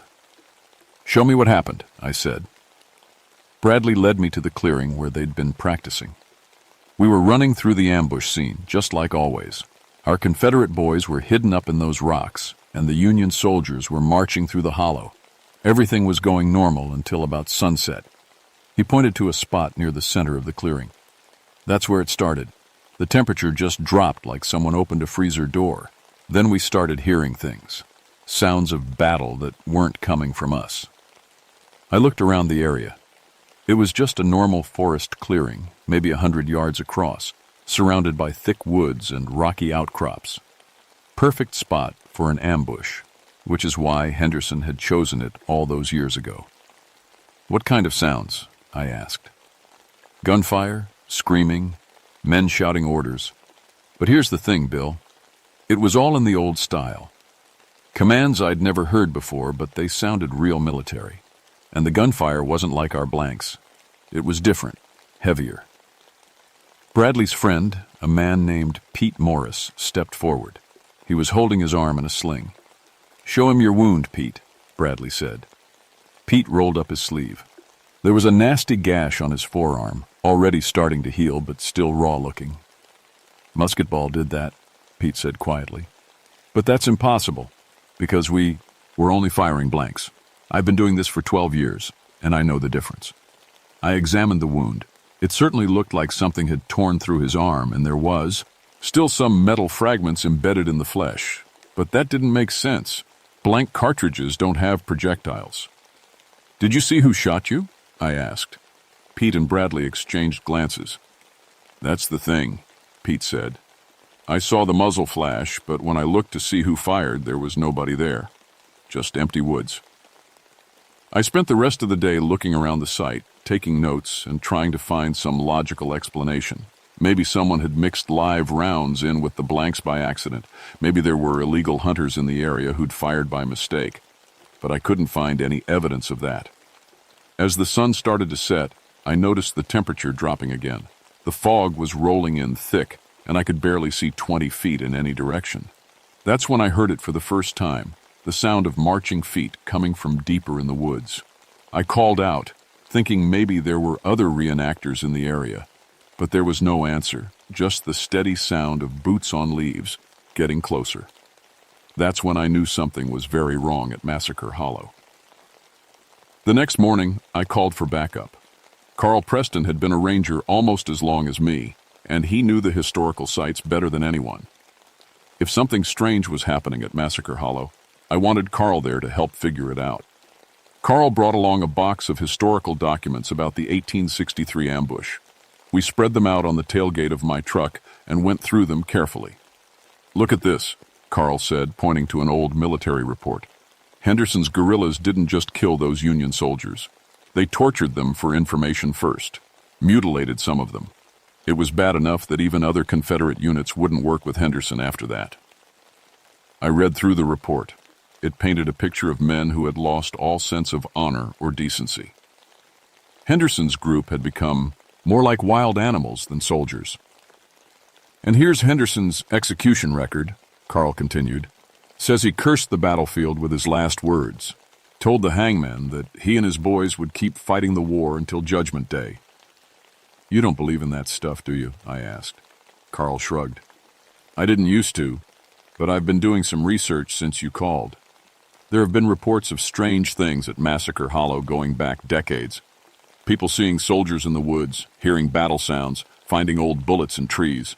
Most folks just write it off as imagination, but there's an awful lot of reports for it to be nothing." We decided to camp at the site that night to see what happened. As the sun started going down, that familiar chill set in. The fog rolled through the trees like it had a mind of its own, swirling and shifting in patterns that didn't match the wind. "You feel that?" Carl whispered. I nodded. The air felt electric, like right before a lightning storm. My compass was spinning wildly, and the radio was picking up static that almost sounded like voices speaking in some kind of code. That's when we saw the first one. He came walking out of the fog like he owned the place, a Confederate soldier in a gray uniform that looked brand new. But his face was wrong. It was too pale, almost gray, and his eyes had a hollow look to them. He was carrying an old musket, and when he saw us, he raised it and fired. The sound was deafening, much louder than any blank cartridge. I felt something whistle past my ear and heard it smack into a tree behind me. When I looked back, there was a musket ball buried deep in the bark. "Run!" I shouted. We took off through the woods, crashing through brush and stumbling over roots in the dark. Behind us, I could hear more gunfire and the sounds of men shouting. But these weren't the voices of living men. They had a hollow, echoing quality that made my skin crawl. We made it back to our trucks and got out of there as fast as we could. It wasn't until we were back at the ranger station that we felt safe, enough to talk about what we'd seen. "That was no reenactor," Carl said, his hands still shaking as he poured coffee. "That uniform was perfect, better than anything you'd see in a museum. And did you see his face? That wasn't a living man, Bill." I pulled the musket ball out of the tree bark where it had hit. It was old, really old. The kind of ball they used in Civil War muskets, not the kind of thing you could buy at a sporting goods store. "We need to call this in," I said. "Call what in? That we saw a ghost? They'll think we've lost our minds." Carl had a point, but I also knew we couldn't let that reenactment group go back to Massacre Hollow, not if there were armed spirits in those woods. The next day, I called Tom Bradley and told him the event was canceled. I made up some story about environmental concerns, but I could tell he knew I was holding something back. "It's happening again, isn't it?" he said. "The same thing that happened to us." "Just stay away from the hollow for a while," I told him. "I'll let you know when it's safe." But I was beginning to think it might never be safe again. That evening, Carl and I went back with better equipment, cameras, recording devices, and a surveyor's kit to measure the temperature changes. We stayed well back from the clearing this time, watching from the tree line. As the sun set, the fog rolled in again. The temperature dropped 30 degrees in less than 10 minutes. That's when we heard the marching. They came out of the mist like something from a nightmare. Dozens of Confederate soldiers, all in perfect uniforms, all carrying weapons that should have been in museums. But the worst part was their faces. Every one of them had that same gray, hollow look. These weren't living men. They were something else entirely. Behind them came their leader. Even at a distance, I knew it had to be Bloody Bill Henderson. He was taller than the others, with long black hair and a beard. He carried a cavalry saber that gleamed in the moonlight, and when he spoke, his voice carried across the clearing like thunder. "Form up, boys," he shouted. "The Bluebellies are coming. Today, we finish what we started." As if summoned by his words, Union soldiers began appearing from the other side of the clearing. They looked just as dead as the Confederates, but they moved with the same military precision they must have had in life. What happened next was the most horrible thing I've ever seen. The two groups of ghost soldiers charged at each other with a fury that seemed to shake the very ground. They fought with bayonets and rifle butts, screaming and cursing like wild animals. But this wasn't a quick battle. It went on, with soldiers falling and getting back up to fight again. And through it all, Henderson stood in the center, directing his men and laughing like a madman. Carl was recording everything, but his hands were shaking so bad I wasn't sure we'd get anything useful. "We have to get out of here," he whispered. But I couldn't move. I was watching history repeat itself over and over in an endless loop of violence and death. That's when Henderson looked right at us. "Well, well," Henderson called out, his voice cutting through the sounds of battle. "Looks like we got ourselves some visitors." The fighting stopped immediately. Every ghostly soldier turned to look at us with those hollow, dead eyes. Carl grabbed my arm and started pulling me back toward the trucks. "Don't run," Henderson said, and something in his voice made us freeze. "Running just makes it more fun." He started walking toward us, his saber gleaming in the moonlight. As he got closer, I could see that his uniform was stained with blood, some of it fresh, some of it so old it had turned black. "You boys look like you might be useful," he said. "We're always looking for new recruits. The war ain't over, you know. Won't be over until every last bluebelly is dead and buried." "We're not soldiers," I managed to say. "We're just park rangers." Henderson laughed, and the sound was like nails on a chalkboard. "Every man's a soldier when it comes down to it. Question is, which side are you on?" Behind him, the other ghosts were spreading out, surrounding us. I realized we weren't going to make it back to the trucks. There were too many of them, and they moved faster than any living man should be able to. I fought for the Union, I said, thinking of my great-grandfather's stories. My family's always been Union. Henderson's face twisted with rage. Union scum! Boys, looks like we got ourselves some prisoners to interrogate. The Confederate ghosts started closing in, their weapons raised. That's when Carl did something that probably saved our lives. He pulled out his service revolver and fired 3 shots into the air. The sound of modern gunfire seemed to confuse the spirits. They stopped moving and looked around like they weren't sure what they'd heard. Henderson frowned and tilted his head. That's not a musket, he said slowly. Run! Carl shouted. We took off through the woods again, but this time the ghosts followed us. I could hear them crashing through the brush behind us, shouting orders and battle cries. But they seemed to be having trouble moving through the forest at night, maybe because they were tied to the battlefield somehow. We made it to the trucks and drove straight to town. I called the county sheriff and told him we had a dangerous situation at Massacre Hollow, but I didn't mention ghosts. I just said there were armed men in the woods who had threatened us. Sheriff Davis sent 2 deputies out to investigate the next morning. They came back an hour later looking confused. Didn't find anybody, Deputy Johnson reported, but there's definitely been some kind of disturbance out there. Trees torn up, ground all churned up like there was a fight, and we foe on these. He handed me a plastic bag full of musket balls and pieces of old uniform buttons. Some kind of reenactment gone wrong? Sheriff Davis asked. Something like that, I said. But I knew it was getting worse. The spirits weren't just replaying their old battle anymore. They were trying to drag living people into it. That afternoon, Carl came to my house looking like he hadn't slept in days.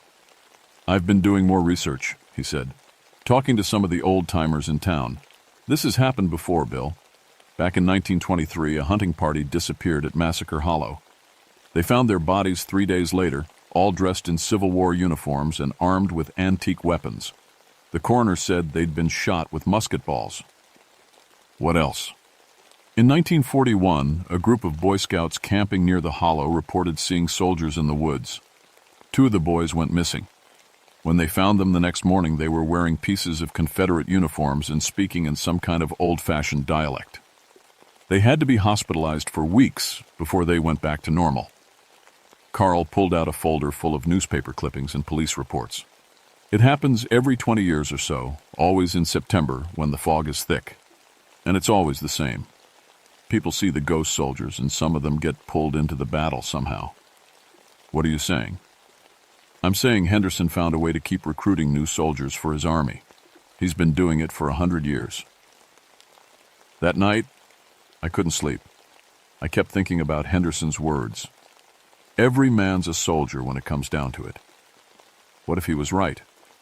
What if the only way to stop this was to fight back? The next evening, I got a call from Tom Bradley.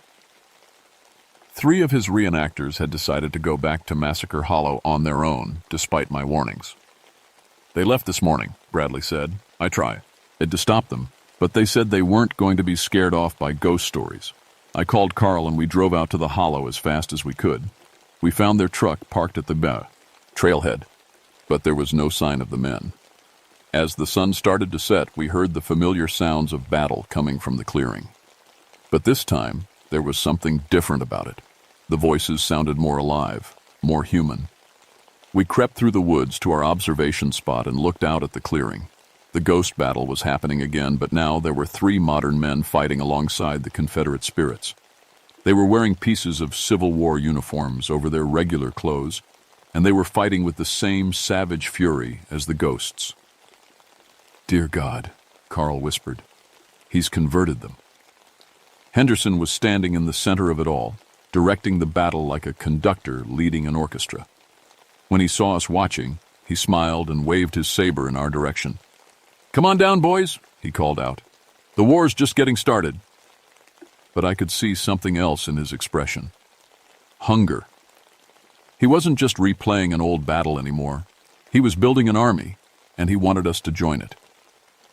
That's when I realized the horrible truth.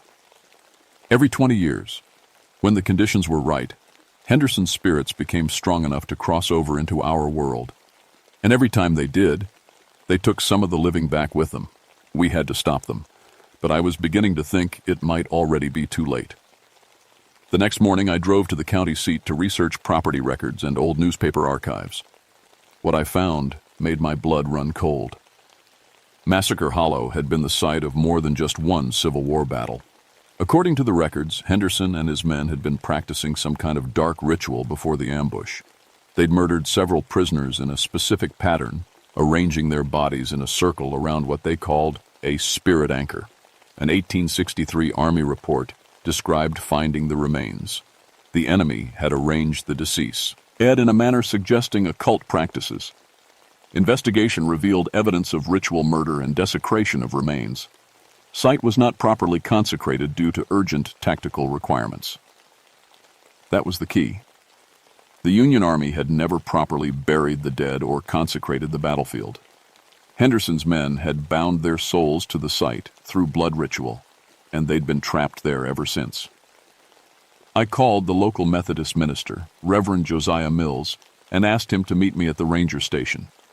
Mills was an older man, maybe 65, with kind eyes and steady hands. If anyone could help us put these spirits to rest, it would be him. "I've heard the stories about Massacre Hollow," Mills said when I explained the situation. "My grandfather was a preacher here during the 1920s. He always said that place needed proper consecration, but the church elders were afraid to get involved." "Will you help us?" Mills nodded. "Those poor souls have been suffering for 100 years. It's time to give them peace." We drove out to the hollow that afternoon with Carl and Mills. The Reverend brought his Bible, holy water, and everything he needed for a consecration ceremony. The plan was simple. We'd perform the ritual during daylight, when the spirits were weakest, and hopefully break whatever was holding them to the battlefield. But when we got to the clearing, we found we weren't alone. The 3 missing reenactors were there, but they weren't themselves anymore. They were wearing full Confederate uniforms and standing at attention in the center of the clearing. Their eyes had that same hollow look as the ghosts. "Welcome, brothers," one of them said in an accent that definitely wasn't his own. "Colonel Henderson is expecting you." "Those aren't the same men who went missing," Carl whispered. "Look at their faces." He was right. The reenactors' features had chans, jed somehow. They looked older, harder, like they'd been through years of war instead of just one night in the woods. Mills stepped forward with his Bible. "In the name of Jesus Christ, I command you to release these men and depart from this place." The possessed reenactors laughed. "Your God has no power here, preacher. This ground belongs to Colonel Henderson now." That's when the temperature started dropping. The fog rolled in thick and fast, and we could hear the sounds of marching feet coming from all directions. Henderson's ghost army emerged from the mist, dozens of Confederate spirits with their weapons ready. But Henderson himself looked different than before. He seemed more solid, more real. The ritual was working, but not the way we'd hoped. It was making him stronger. "You should have stayed away," Henderson said, his voice booming across the clearing. "But since you're here, you might as well join my boys. We can always use more soldiers." Mills raised his Bible and started reading from Psalms, but Henderson just smiled. "I made a deal with powers older than your God, preacher. Blood for blood, soul for soul. Every man who dies on this battlefield belongs to me." Henderson raised his saber and pointed it at Mills. "Kill the preacher first. Then we'll recruit the others." The possessed reenactors and ghost soldiers started advancing on us. Mills kept reading from his Bible, but I could see it wasn't working. These spirits were bound by something darker than ordinary death. That's when Carl did something that shocked us all. He pulled out his service weapon and shot one of the possessed reenactors. The man dropped immediately, but instead of bleeding, he just dissolved into mist. A few seconds later, he reformed as a full Confederate ghost, standing alongside Henderson's other spirits. "Carl, what have you done?" I shouted. "I've figured it out," Carl said grimly. "Anyone who dies here becomes one of them. That's how Henderson keeps building his army." Henderson was laughing now. "Smart man. Yes, every death on this battlefield feeds my weir. and I've got plenty of deaths planned for tonight." The ghost soldiers were almost on us when Mills suddenly stopped reading and looked up with a strange expression. "Wait," he said. "The ritual." Henderson's ritual was about binding souls to the battlefield. But what if we could reverse it? "What are you talking about?" I asked. "The bodies were arranged in a specific pattern, right? A circle around a central point. If we could find that central point and perform a counter-ritual—" Henderson heard this, and his expression changed from amusement to rage.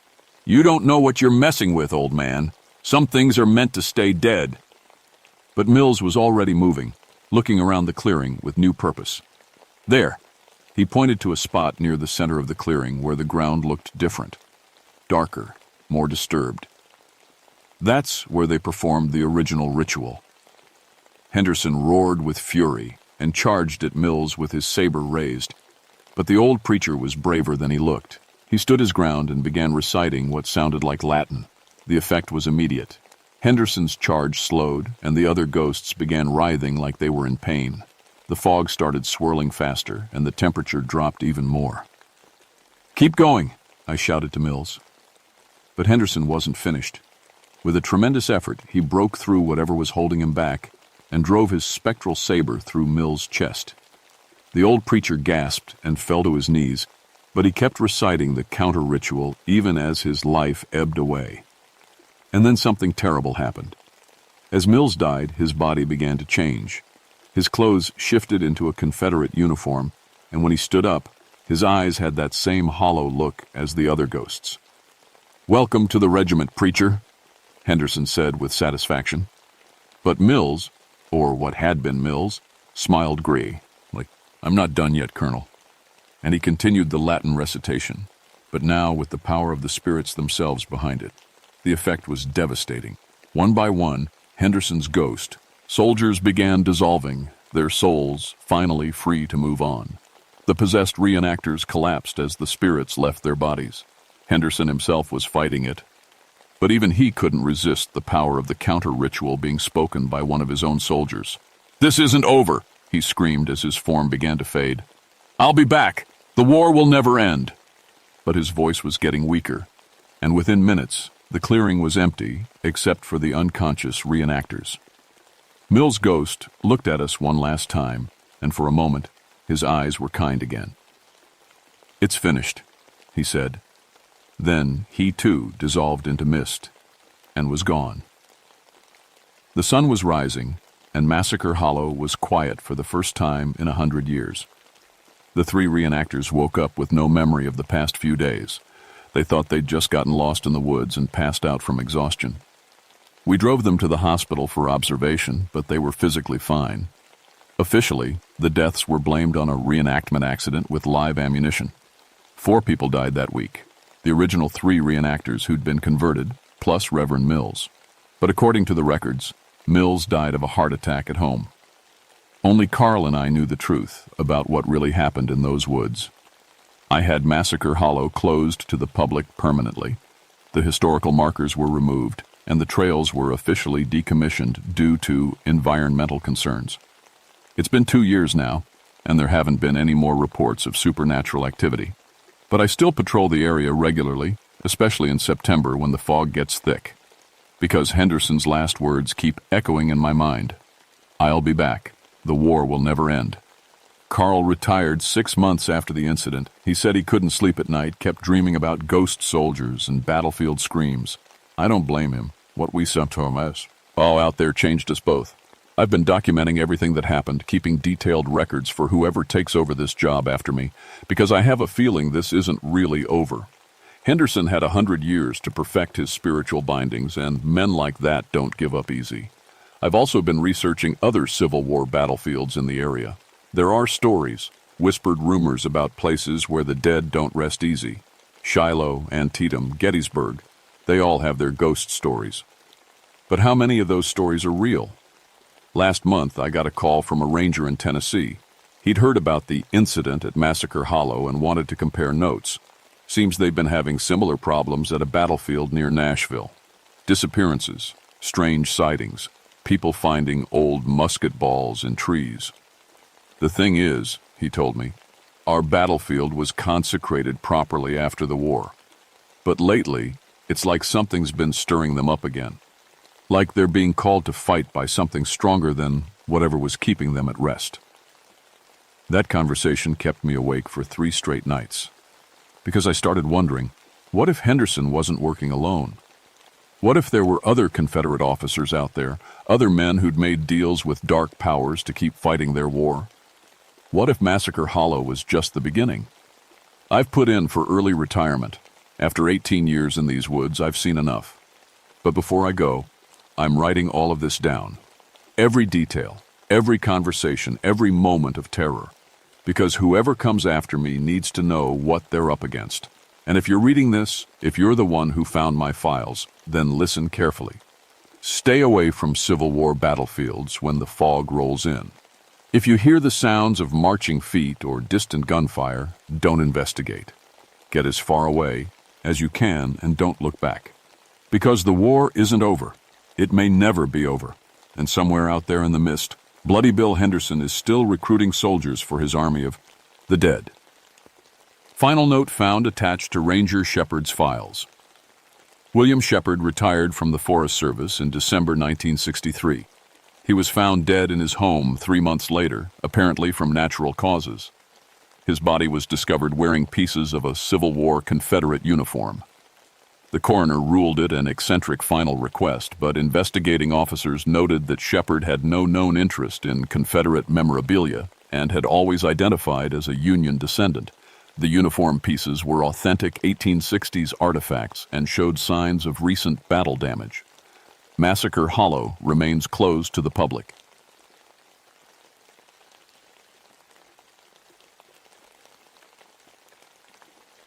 My name is Marcus Redwine, but everyone calls me Mark. I've been a ranger in George Washington National Forest for 12 years now. Before that, I spent my childhood on the Cherokee Reservation with my grandmother after my parents died in a car crash. She raised me on old stories and older wisdom. I thought I knew everything about surviving in these mountains. I was wrong. It was December 1976 when everything changed. The winter had come early and mean that year, dropping temperatures so low that even the old-timers were talking. I just finished my 23rd successful winter rescue, pulled a lost hunter out of a ravine before he froze to death. The newspapers called me a hero. My grandmother just shook her head and said the mountains were getting angry. The call came in on a Tuesday morning. 5 people missing. A family from Richmond who'd gone camping up on Shenandoah Mountain. The Walsh family, David and Linda, parents in their 30s, and their 3 kids aged 6, 9, and 12. Their campsite was at 3,500 feet, right in the teeth of the worst blizzard we'd seen in 20 years. "Mark, you need to get up there," Sheriff Collins told me over the radio. "Temperature's dropping to 15 below. If they're still alive, they won't be for long." I loaded my gear and headed out in my truck, windshield wipers fighting a losing battle against the snow. The radio crackled with weather updates. Winds up to 60 miles per hour, visibility near zero. This was the kind of storm that killed people, and I'd seen enough frozen bodies to know what we were probably going to find. The road ended 2 miles from their last known location. I strapped on my snowshoes and started hiking through snow that came up to my knees. The wind cut through my winter gear like it was made of paper. Every step was a fight. But something felt wrong from the start. The folk. Rest was too quiet. Even in a blizzard, you usually hear something. Wind in the trees, branches breaking under snow weight. This silence felt thick, like the mountain itself was holding its breath. I'd grown up hearing my grandmother's stories about things that lived in the deep woods, creatures that weren't quite animal, weren't quite human. The Cherokee had names for them, warnings passed down through generations. But I'd always figured those were just stories to keep kids from wandering off alone. That day, I started to wonder if maybe grandmother knew something I didn't. The snow kept falling, and with each step deeper into the forest, that wrongness grew stronger. My compass started acting funny, needle spinning like it couldn't find north. My radio filled with static. And somewhere in the distance, I thought I heard something that might have been singing or screaming. I found their campsite just as the sun was setting, though you couldn't really tell with all the snow and clouds. What I saw there made my blood run cold, and it wasn't because of the temperature. The tent was shredded, not torn by wind or crushed by snow, slashed. Long, clean cuts that went from top to bottom, like someone had taken a knife to it. But the cuts were too high up, too far apart. Whatever made them had reach longer than any human. The sleeping bags were scattered around, ripped open and empty. No bodies, but plenty of blood soaked into the snow. Fresh blood that should have frozen solid in this cold, but it was still dark red and liquid. That's when I noticed the heat. Despite the blizzard raging around me, the area right around the campsite felt warm. Not just less cold, actually warm. The snow had melted in a perfect circle about 20 feet across. Steam rose from the wet ground like it was spring instead of the middle of winter. I pulled out my thermometer. The air temperature was -15, just like the weather service said, but when I stuck it in the ground where the tent used to be, it read 90 degrees. That's impossible. Ground can't be that hot. Without a fire, and there was no fire. No ashes, no burned wood, nothing that could explain the heat. Just wet earth steaming in sub-zero air. I called for backup on my radio, but all I got was static and what sounded like whispers in a language I didn't recognize. My compass spun like a broken toy. Every piece of equipment I carried started acting up the moment I stepped into that warm circle. Then I found the tracks. Human footprints, but wrong in every way that mattered. Bare feet in snow that should have meant instant frostbite. Stride length of 8 feet, impossible for a normal person. And each footprint was hot. Actually hot. When I held my hand over one, I could feel warmth radiating up from it. The tracks led away from the campsite, deeper into the forest. I followed them, even though every instinct I had was screaming at me to turn around and get out. But somewhere in this nightmare, 5 people might still be alive. I had to try. The footprints were easy to follow because they melted the snow as they went. It was like following a trail of warm water through a frozen wasteland. But the farther I went, the more wrong everything felt. Trees stood at impossible angles. Shadows moved without anything to cast them. And always, that feeling of being watched. I'd gone maybe half a mile when I heard the children crying. It came from off to my left where the tracks split. The larger set continued deeper into the woods, but smaller prints, normal human prints, led toward the sound. I pushed through a thicket of ice-covered branches and found them. All 3 kids, huddled together under a fallen tree. They should have been dead. Should have frozen solid hours ago. Instead, they were alive and warm, their cheeks flushed like they'd been sitting by a fire. "Are you hurt?" I asked, dropping to my knees beside them. The oldest one, a girl, looked at me with eye. It was too old for her 12-year-old face. "The burning man kept us warm," she said. "He said he'd come back for us." I checked their temperature with my hand. They were running fever, high fever. Their skin was hot to the touch, but they weren't sweating. They weren't showing any signs of infection or illness. They were just burning up from the inside. "Where are your parents?" I asked. The little boy, maybe 6 years old, pointed toward the deeper tracks. "Daddy went with the burning man. Mommy tried to stop them, but..." He started crying again. I got on my radio to call for medical evacuation, but the static was worse now. Through the white noise, I could swear I heard laughter. Low, hungry laughter that made my skin crawl. That's when my partner, Jenny McCall, finally reached us, leading a search and rescue team. She took one look at the scene and went pale. "Mark, what the hell happened here?" I didn't have an answer, not one that made sense anyway. But as we prepared to evacuate the children, I made a decision that probably saved all our lives. I called my grandmother. "Grandmother, I need to know about the Wendigo." The silence on the other end of the satellite phone stretched so long I thought the connection had died. When she finally spoke, her voice was heavy with fear. "Where are you, grandson?" "Shenandoah Mountain. We found 3 children, but their parents are missing. There are tracks, but they're not human. And there's heat where there shouldn't be any heat. Get those children away from there, now. And whatever you do, don't let the burning touch you." She told me things I'd never heard before, stories that had been kept from children for good reason. The Wendigo wasn't just a monster from old tales. It was real, and it was hungry. When people eat human flesh to survive, sometimes they don't stop being hungry, she explained. The hunger changes them, makes them into something else. They steal heat from the living to feed the fire inside them. The more they consume, the stronger they become. How do we stop it? You don't fight a Wendigo, Mark. You run. But I couldn't run. Not with David and Linda Walsh still out there somewhere. Jenny and her team took the children back toward the road while I followed the larger tracks deeper into the forest. The storm was getting worse, but inside the trail of melted footprints, the air stayed warm.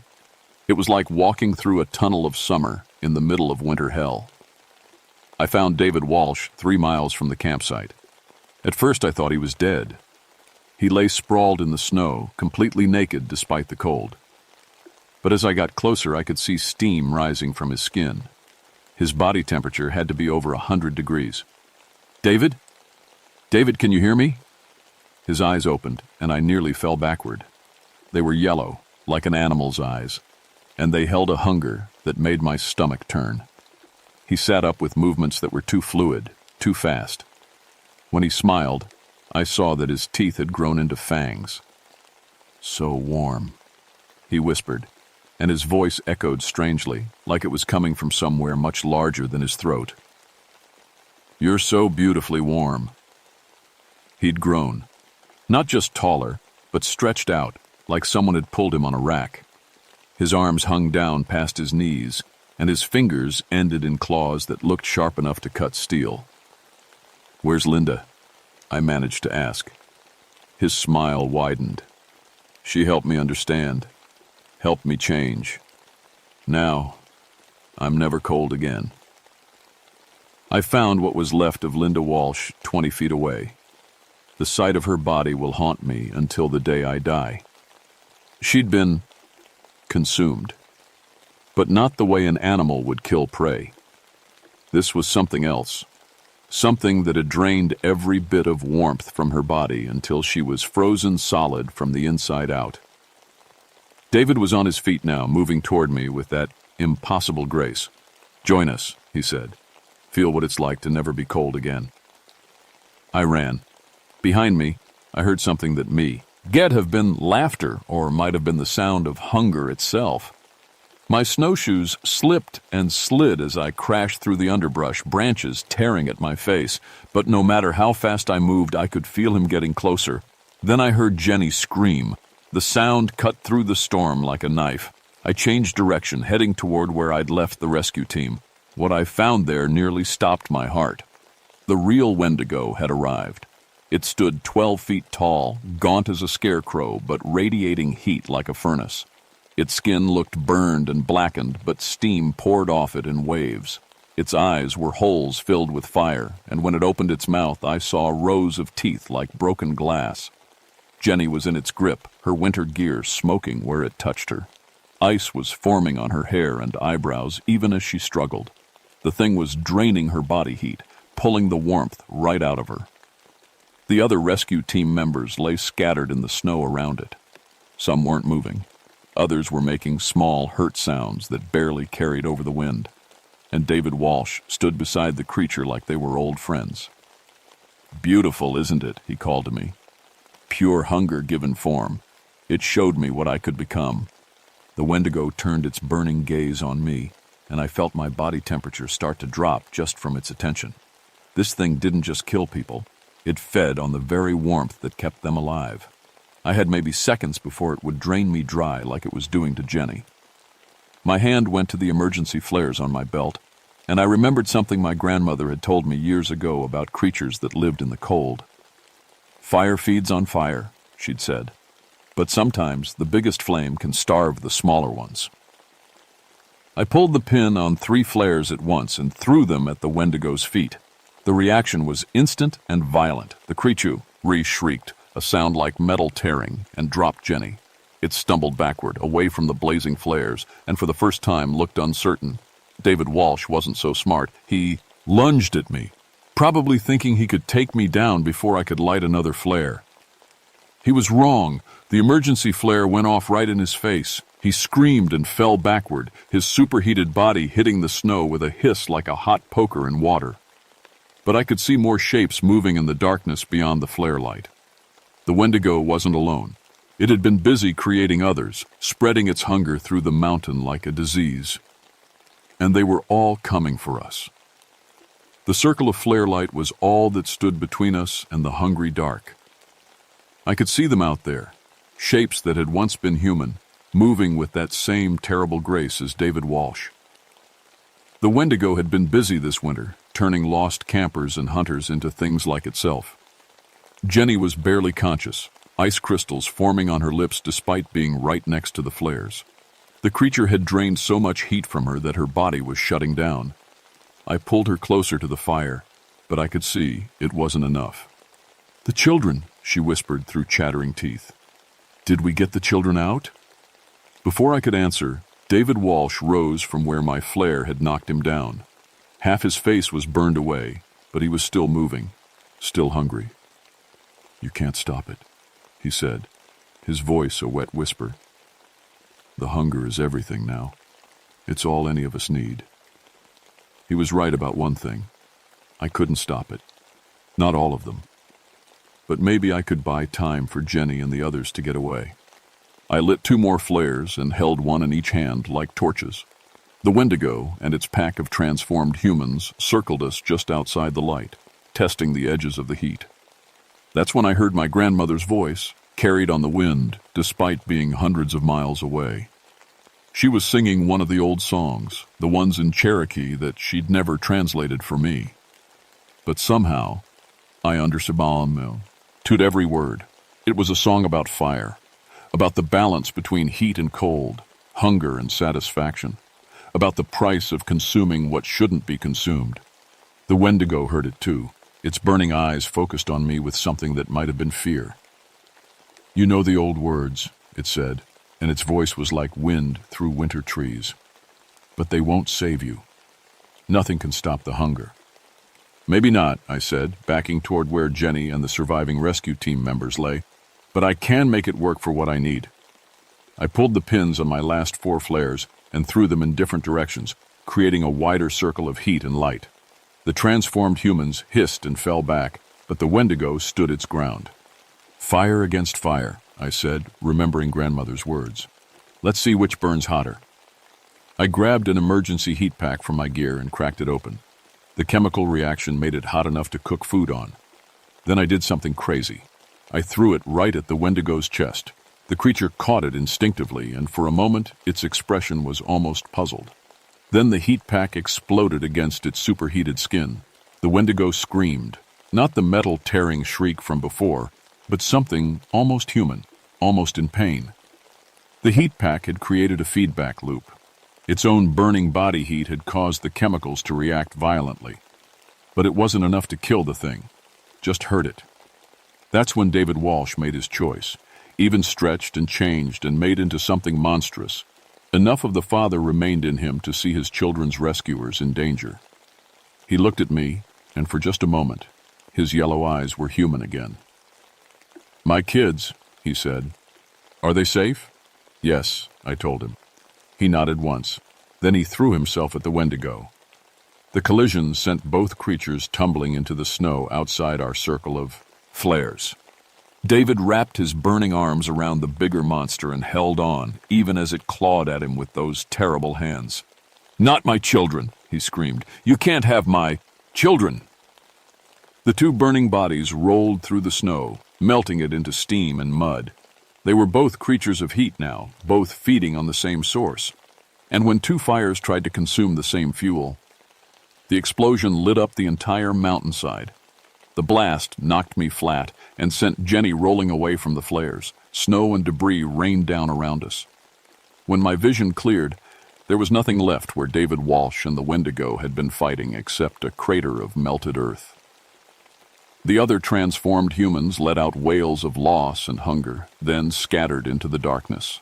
Without their master, they were just lost, burning things looking for warmth to steal. But our problems weren't over. The explosion had put out most of our flares, and the temperature was dropping fast. Jenny needed medical attention that I couldn't provide in a blizzard. The surviving rescue team members were in shock, and we were still miles from help. I gathered everyone who could move and started the long trek back toward the road. We shared body heat, took turns carrying those who couldn't walk, and burned everything we could find to stay warm.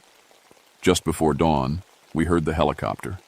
The doctors at the hospital couldn't explain why the Walsh children had such high fevers with no sign of infection. Their body temperatures slowly returned to normal over the course of a week, but they never talked about what happened up on the mountain. Not to the doctors, not to the social workers, not to anyone except me. "Will the Burning Man come back?" the youngest boy asked me during one of my visits. "No," I told him. "Your daddy made sure of that." Jenny recovered, though she lost 2 fingers to frostbite. She transferred to a desk job after that and never went into the deep woods again. Can't say I blame her. The official report listed the Walsh parents as victims of exposure and hypothermia. The unusual circumstances were attributed to the extreme weather conditions and the stress of the rescue operation. Nobody wanted to dig deeper into what really happened up there. But I knew better, and so did my grandmother. "The hunger that walks upright," she said when I visited her on the reservation. "It's older than the mountains, grandson, older than the Cherokee, older than any people. It feeds on what makes us human, our warmth, our community, our love for each other." She taught me the old protections then, the words and rituals that had kept our people safe for generations, how to recognize the signs of a Wendigo's presence, how to ward against the cold hunger that could turn a person into something else. I carry emergency heat packs now whenever I go into the mountains in winter. Not just the standard gear, specialized chemical heaters that can burn hot enough to hurt something that shouldn't exist. My equipment bag has sage and cedar, blessed according to the old ways. And I never go alone. The area around Shenandoah Mountain has seen more winter deaths in the years since 1976. Unexplained cases of hypothermia, even when the weather wasn't that bad. Campers found frozen solid with expressions of terror on their faces. Hunters who went missing and turned up weeks later changed. I know what's out there now, and I know it's still hungry. But I also know that sometimes love is stronger than hunger. David Walsh proved that when he chose to save his children instead of feeding his new nature. That's something the Wendigo will never understand. It's the one thing that can still burn brighter than its endless cold fire. So if you're ever camping in the mountains during winter, remember this. Carry extra heat, stay together, and never trust the warm spots in the snow.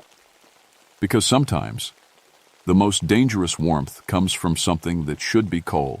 And if you hear singing in the wind or see footprints that steam in the snow, don't follow them. Just run. The hunger that walks upright is always looking for its next meal.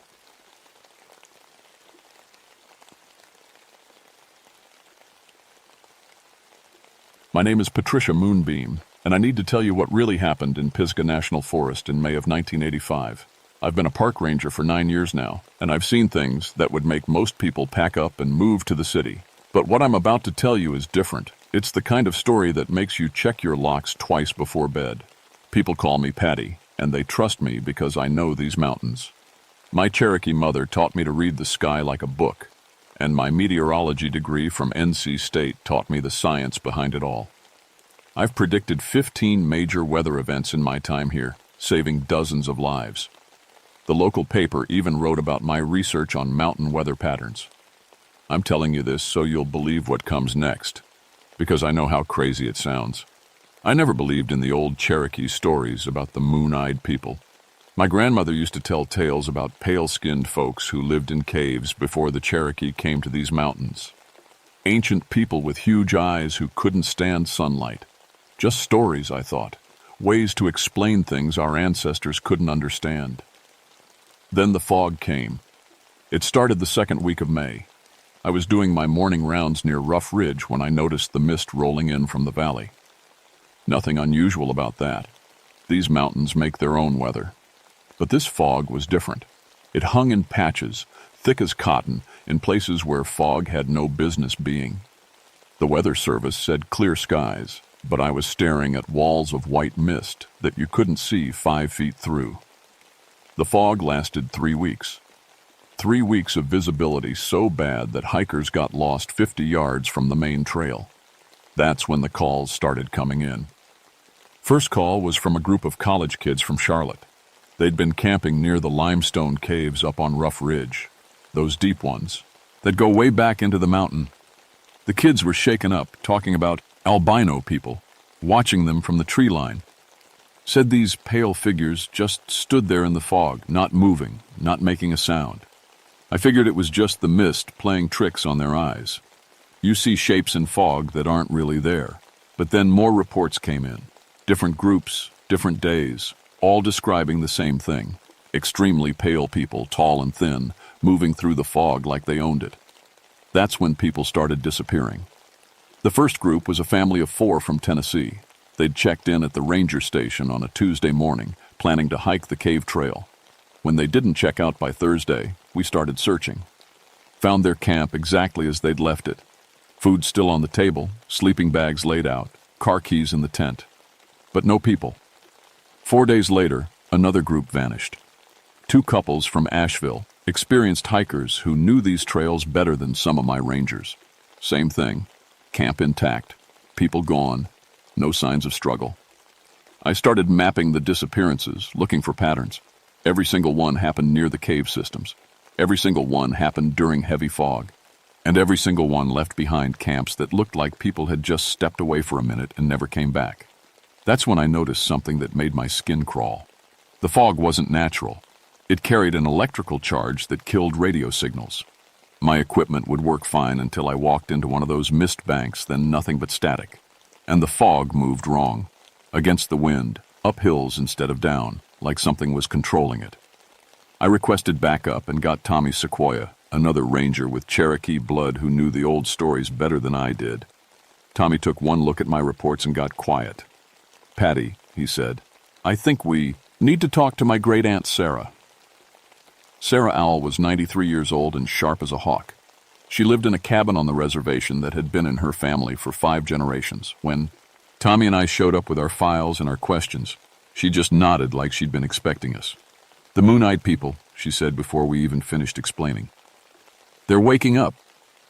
She told us things that weren't in any book or museum. The Moon-Eyed people weren't just a legend, they were real. Ancient people who lived in these mountains thousands of years before the Cherokee arrived. They were pale as bone, with huge eyes adapted for cave living. When the Cherokee came, they drove the Moon-Eyed people underground, sealing them in the deep caves. "They don't like the sun," Sarah said. "Burns them, so they learned to make their own darkness. The fog is their hunting ground." Tommy and I exchanged looks. This was either the ramblings of an old woman or the missing piece of our puzzle. "How do they make fog?" I asked, trying to keep the skepticism out of my voice. "Same way you make your breath visible on a cold morning," Sarah said. "But they've had thousands of years to perfect it. They work together, dozens of them, breathing out their mist until they can move without the sun touching them." The next morning we hiked up to Rough Ridge with full packs and emergency gear. I brought every piece of weather monitoring equipment I owned. If something was creating artificial fog, I was going to document it. We found the caves around noon, dark openings in the limestone that seemed to swallow our flashlight beams. The fog was light that day, just wisps around the cave mouths. I was taking readings when Tommy grabbed my arm. "Look at this," he whispered. Inside the first cave, maybe 20 feet from the entrance, someone had been living. Recent living. There were crude tools made from bone and stone, sleeping areas lined with animal fur, and scratch marks on the walls that looked almost like writing. But it was what we found deeper in that made my blood run cold. Hair, long strands of white hair so pale they were almost transparent. And on the cave walls, bits of skin that had rubbed off, skin so white it glowed in our flashlight beams. "Jesus," Tommy breathed. "How pale would someone have to be to leave skin behind just from brushing against rock?" That's when we heard the sound. It came from deep in the cave system. A clicking noise, like someone tapping rocks together. But there was a pattern to it, almost like language. And it was getting closer. We backed toward the cave entrance, trying to keep our light steady. The clicking grew louder, and with it came another sound. Breathing. Deep, steady breathing that echoed off the cave walls. I was about to suggest we get the hell out of there when the fog started pouring out of the cave. It came out like water from a burst pipe, thick and white and completely unnatural. In seconds, we were surrounded by mist so dense I couldn't see Tommy standing 3 feet away. "Stay close," I called out, but my voice sounded muffled and strange. That's when I saw the first one. It was standing maybe 10 feet away, just a shape in the fog at first. Then it moved closer, and I could make out details that will haunt me forever. It was human-shaped but wrong. Too tall, too thin, with arms that hung past its knees. Its skin was white as fresh snow, and its eyes... God, its eyes were huge, taking up half its face, with pupils so large they looked black. It was watching us. I fumbled for my flashlight and hit it with the full beam. The thing recoiled like I'd struck it with fire, throwing its hands over those huge eyes and making a sound like air escaping from a punctured tire. "Light!" I screamed to Tommy. "Use your light!" But when I turned around, Tommy was gone. The fog swirled around me, and I could hear more of that clicking sound coming from all directions. There were more of them out, there, moving through the mist like it was their natural element. I kept my flashlight beam moving, sweeping it in wide arcs. Every time it hit one of those pale figures, they would fall, back, but they never went far. They were hurting me, keeping me in the fog bank, away from the clear air and sunlight just 50 yards away. I was starting to panic when I heard a voice calling my name, a human voice, weak and scared. "Help me," it said. "Please help me." Following the voice, I stumbled through the fog until I found her, a young woman, maybe 25, sitting against a tree. She was alive, but something was terribly wrong with her. Her skin was white, not pale, not sick, white like paper, like milk, like those things in the cave. Her dark hair made her face look like a negative photograph. And her eyes. Her eyes were bigger than they should be, the pupils so dilated I could barely see any color around them. "Sarah Martinez," she whispered when I asked her name. "From the Tennessee group. We've been here. How long have we been here?" 5 days, I said, checking her pulse. It was slow but steady. "Feels longer," she said. "Much longer. They keep us in the caves. Feed us things that grow in the dark. They're changing us, making us like them." She tried to stand but stumbled, covering her eyes. "The light hurts now. Even your flashlight is too bright."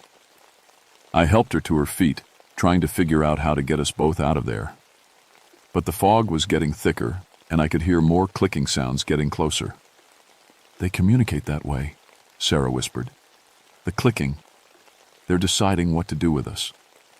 That's when I realized we weren't just dealing with some isolated cave dwellers. These things were organized. They had a plan, and we were part of it. Getting Sarah Martinez out of that fog bank was like escaping from a living nightmare. Every step toward clear air brought more of those pale figures closing in around us. I kept my flashlight moving constantly, creating a small bubble of safety in the white hell surrounding us. Sarah couldn't move fast. The light sensitivity was getting worse by the minute, and she kept stumbling like her legs weren't working right. When we finally broke through the edge of the fog into sunlight, she screamed and collapsed, covering her face with her hands. "It burns," she sobbed. "The sun burns." I radioed for emergency medical evacuation, but my radio was dead. Nothing but static. The fog was still interfering with electronics even though we were out of it. I had to half-carry Sarah down the mountain to my truck, and by the time we reached the hospital in Asheville, she was unconscious. The doctors couldn't figure out what was wrong with her. Her blood work was normal, but her skin had no pigment left at all. Her eyes were so sensitive to light they had to keep her in a completely dark room. And she could only eat certain foods, raw meat, mushrooms, things that grew in darkness. "It's like she's adapted to live underground," one doctor told me. "But that's impossible. Humans can't change that fast." While Sarah was being treated, I went back to find Tommy. I called in every favor I had, got search teams with dogs and helicopters. We combed those caves for 2 days before finding him in a limestone chamber half a mile underground. He was alive, but changing. His skin had lost most of its color, and his eyes were starting to enlarge. But unlike Sarah, he was fighting it. He'd been exposing himself to light from his flashlight, burning his skin to slow the transformation. "They breathe on you," he whispered when we found him. "That's how they do it. Their breath changes you, makes you like them." I held my breath as long as I could, but... We got him to the surface, just as the sun was setting. That's when we saw them. The fog was rising from dozens of cave openings across Rough Ridge. But this time, I could see shapes moving inside it. Tall, pale figures emerging from Ram underground. There were more of them than I'd imagined. Dozens, maybe hundreds. "They're coming up to hunt," Tommy said. "They only hunt when they can make enough fog to cover the whole area." As we watched, the fog began to spread down the mountainside like a slow avalanche. Wherever it touched, the temperature dropped 20 degrees. Plants withered. Animals fled. And, in the middle of it all, those pale figures moved with purpose. That night, 3 more hiking groups disappeared. I spent the next day at the hospital trying to understand what was happening to Sarah and Tommy. Sarah was getting worse. Her fingernails had fallen out and been replaced by something harder and sharper. She couldn't speak anymore, just made clicking sounds like the creatures in the caves. But Tommy was different. He was fighting the change with everything he had. When I brought him a UV lamp from the plant nursery, he held his hands under it until his skin blistered, but the whiteness stopped spreading. "Pain keeps me human," he said through gritted teeth. "The change doesn't hurt. That's the problem. It feels natural, like coming home. You have to fight it with pain." That evening, I went back to see Sarah Owl. I needed to understand what we were really dealing with. "They're not evil," she said when I described what I'd seen. "They're just trying to survive, but they need new people to keep their population going. They've been sleeping in the deep caves for generations, waiting. Waiting for what? For the surface to forget about them. For people to come into their territory without knowing the old protections." She taught me the traditional ways the Cherokee had used to keep the moon-eyed people underground. Bright lights, loud noises, and most importantly, fire. The moon-eyed people feared fire more than anything because it created light they couldn't control. But she also told me something that made my heart sink. If they've taken this many people, if they're changing them this fast, it means they're preparing for something big. They're building an army. The end. Next morning, I went back to Rough Ridge with a backpack full of emergency flares and the biggest flashlight I could find. I had to see what was really happening in those caves. The fog was thicker than ever, and it was spreading beyond the mountain. I could see it flowing down into the valleys where families lived, where children played in their backyards. Inside the cave system, I discovered the truth that still gives me nightmares. It wasn't just a few caves. It was a city. Miles of tunnels and chambers carved out of the living rock, filled with hundreds of pale figures living their ancient lives. And scattered throughout their underground world were the missing hikers in various stages of transformation. Some, like Sarah, were almost completely changed. Others were fighting it like Tommy had. But in the deepest chambers, I found something worse. People who had been transformed so long ago they'd become something else entirely. Leaders of the moon-eyed people directing the others, planning their return to the surface world. They knew I was there. I could hear the clicking communication spreading through the tunnels like wildfire. They were organizing, gathering, preparing to stop me from revealing their secret. That's when the fog in the caves began to move, flowing toward me like a living thing, carrying with it the breath that would change me into one of them. I ran. I ran through tunnels I'd never seen before, guided only by the faint current of air that meant an exit somewhere ahead. Behind me I could hear them coming, hundreds of feet on stone, clicking voices raised in something that sounded like a war chant. I was almost to the surface when they caught Tommy. I heard Tommy scream behind me in the tunnels, a sound that cut through the clicking voices like a knife. When I turned back with my flashlight, I saw them dragging him deeper into the cave system. A dozen pale figures with their hands on his arms and legs, moving with the practiced efficiency of a pack of hunters. "Run, Patty," he shouted, before they pulled him around a bend in the tunnel. "Get to the surface. Use the flares." But I couldn't leave him. Tommy had saved my life a dozen times over the years, and he was fighting the transformation because he wanted to stay human. I had to try. Following the sound of their clicking voices, I went deeper into the cave city than I'd ever been before. The tunnels opened into vast chambers filled with pale figures, men, women, children, all of them white as bone with those huge dark eyes. They moved through their underground world like they'd been born to it, never stumbling in the absolute darkness. In the largest chamber, I found their leaders. They were old, moon-eyed people, transformed so long ago they barely looked human anymore. Their limbs were stretched out like spider legs. Their eyes took up most of their faces, and their skin was translucent. I could see veins and organs moving underneath. Tommy was in the center of the chamber, held down by a circle of the creatures. They were breathing on him in turns, their white breath visible in the cold cave air. With each breath, more of his natural skin color drained away. But he was still fighting.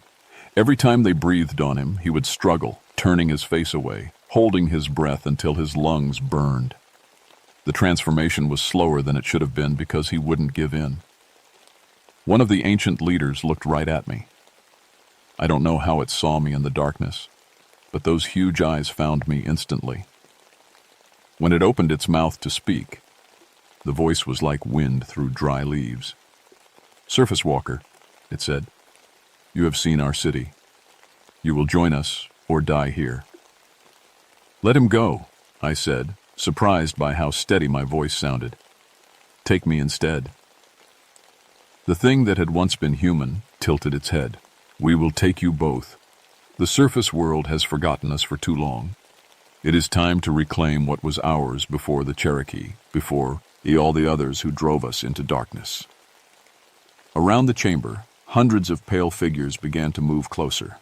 I could see more transformed hikers among them, people who had been missing for days or weeks, now serving their captors with blank, empty faces.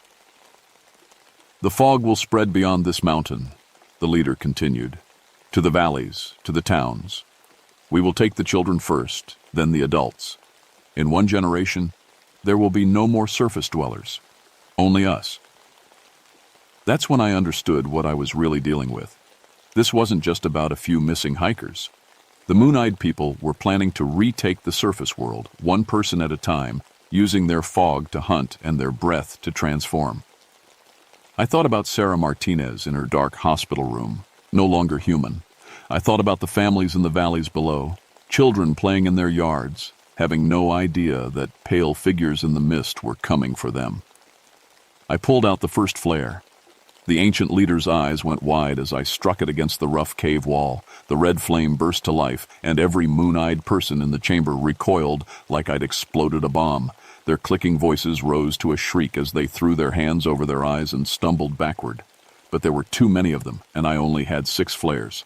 "Tommy!" I shouted. "Move!" He rolled away from his captors while they were blinded by the flare light. Together we started running for the tunnel entrance, but the pale figures were already recovering, moving to block our escape. I lit the second flare and threw it into a group of them. They scattered, but more took their place. These creatures had lived in darkness for so long that any bright light was agony to them, but they were willing to endure it to stop us from escaping. In the tunnel, I lit the third flare. The confined space made the light even more effective. And we gained some distance, but I could hear them behind us, clicking to each other, coordinating their pursuit. "The fog!" Tommy gasped as we climbed toward the surface. "If we can get to clear air, they can't follow." But when we reached the cave entrance, we found the entire mountainside covered in white mist. The moon-eyed people had created a fog bank so thick it blocked out the sun completely. There was no clear air anywhere. They had turned the whole mountain into their hunting ground. I lit the fourth flare and held it high. In its red light, I could see pale figures surrounding us in the mist. Dozens of them, maybe hundreds, all standing motionless like they were waiting for orders. That's when I remembered what Sarah Owl had told me about their greatest fear. I pulled out the last two flares and struck them both at once, but instead of throwing them, I held them against the dry grass at the cave entrance. "What are you doing?" Tommy shouted. "Fire," I said as the grass caught and began to spread. "They're more afraid of fire than anything else." The flames raced through the dry vegetation, creating light that cut through the fog like a sword. Every moon-eyed person within 50 yards fled, their clicking voices raised in panic. But I had miscalculated. The fire spread faster than I expected, and the cave entrance was full of dry wood and debris. When the flames reached it, they ignited something else, methane gas that had been building up in the cave system. The explosion knocked us both to the ground and sealed the cave entrance with tons of fallen rock. As the dust settled, I realized what I had done. I had trapped hundreds of those creatures underground, but I had also cut off their escape route forever. The fog began to dissipate immediately. Without the moon-eyed people actively creating it, the unnatural mist couldn't sustain itself. For the first time in 3 weeks, I could see clear sky above Rough Ridge. Tommy and I stumbled down the mountain toward my truck, both of us injured, but alive. Behind us, I could hear sounds from others, our cave entrances, clicking voices filled with rage and despair as the moon-eyed people realized what had happened, but some of them were still out there, and they would remember what I had done. The official report blamed everything on toxic gas exposure in the caves. The Forest Service sealed every entrance they could find with concrete and declared the entire Rough Ridge area hazardous to human health. The missing hikers who survived were treated for chemical poisoning that had caused temporary skin discoloration and light sensitivity. Most of them recovered. Tommy got his normal skin color back after months of UV light therapy, though he kept the enhanced night vision that came with his partial transformation. Sarah Martinez wasn't so lucky. She was too far changed to ever live in normal light again. The state moved her to a special facility where she could live in darkness, though she never spoke another human word. 3 other victims were found in the sealed caves, transformed so completely that they couldn't survive on the surface. The official story was that they died from gas exposure before rescue teams could reach them. I kept my job, but I requested a transfer to the weather monitoring station. I spend my days now tracking atmospheric conditions across the Appalachian Mountains, looking for fog patterns that don't belong. Because what happened at Rough Ridge wasn't unique. I've found similar reports going back decades: missing hikers, unexplained fog banks, cave systems that get sealed off by geological instability. The moon-eyed people aren't gone. They're just sleeping again, waiting in caves throughout the mountain chain. Tommy stayed on as a ranger, but he carries more equipment now. Powerful flashlights, emergency flares, and a portable UV lamp that he claims is for biological research. We don't talk about what really happened, but sometimes, when we're monitoring the radio channels, we'll hear reports of unusual fog or missing campers, and we'll look at each other with the same thought. They're waking up again. Sarah Owl died 6 months after the incident, but before she passed, she taught us the old Cherokee protection rituals. We've shared them quietly with other rangers and search teams throughout the region. Ways to recognize unnatural fog, traditional methods for keeping pale things at bay, and most importantly, the knowledge that some caves should never be entered. The Cherokee have always known how to coexist with dangerous things. They drove the moon-eyed people underground once before, and they left us the knowledge to do it again if we have to. But I hope we never have to. Last month, I got a report from a ranger in Virginia about hikers describing albino people near a cave system in Shenandoah National Park. The area had been experiencing unusual fog conditions for 2 weeks. I packed my emergency kit and drove up there with Tommy. We found the caves before any hikers went missing, and we sealed them with concrete and posted hazard warnings. The fog cleared the next day. Sometimes you can stop these things before they start. Sometimes you can't. I'm telling you this story because you need to know what's out there. If you're hiking in the Appalachian Mountains and you encounter fog that doesn't belong, get out immediately. If you see pale figures moving in the mist, don't investigate. Run for sunlight and keep running. And if you're camping near caves and the fog starts rolling in thick and unnatural, pack up your gear and leave. Don't worry about looking foolish. Don't think about the money you spent on permits and reservations. Just remember that some things have been living in these mountains longer than humans have existed, and they're still here, still waiting in the darkness for people who don't know the old stories. The moon-eyed people are patient. They can sleep for generations between hunts. But they always wake up eventually, and when they do, they remember everyone's, he who has ever escaped from them. I check my locks twice every night, and I keep emergency flares in every room of my house, because I know they remember me. And someday, they might come looking.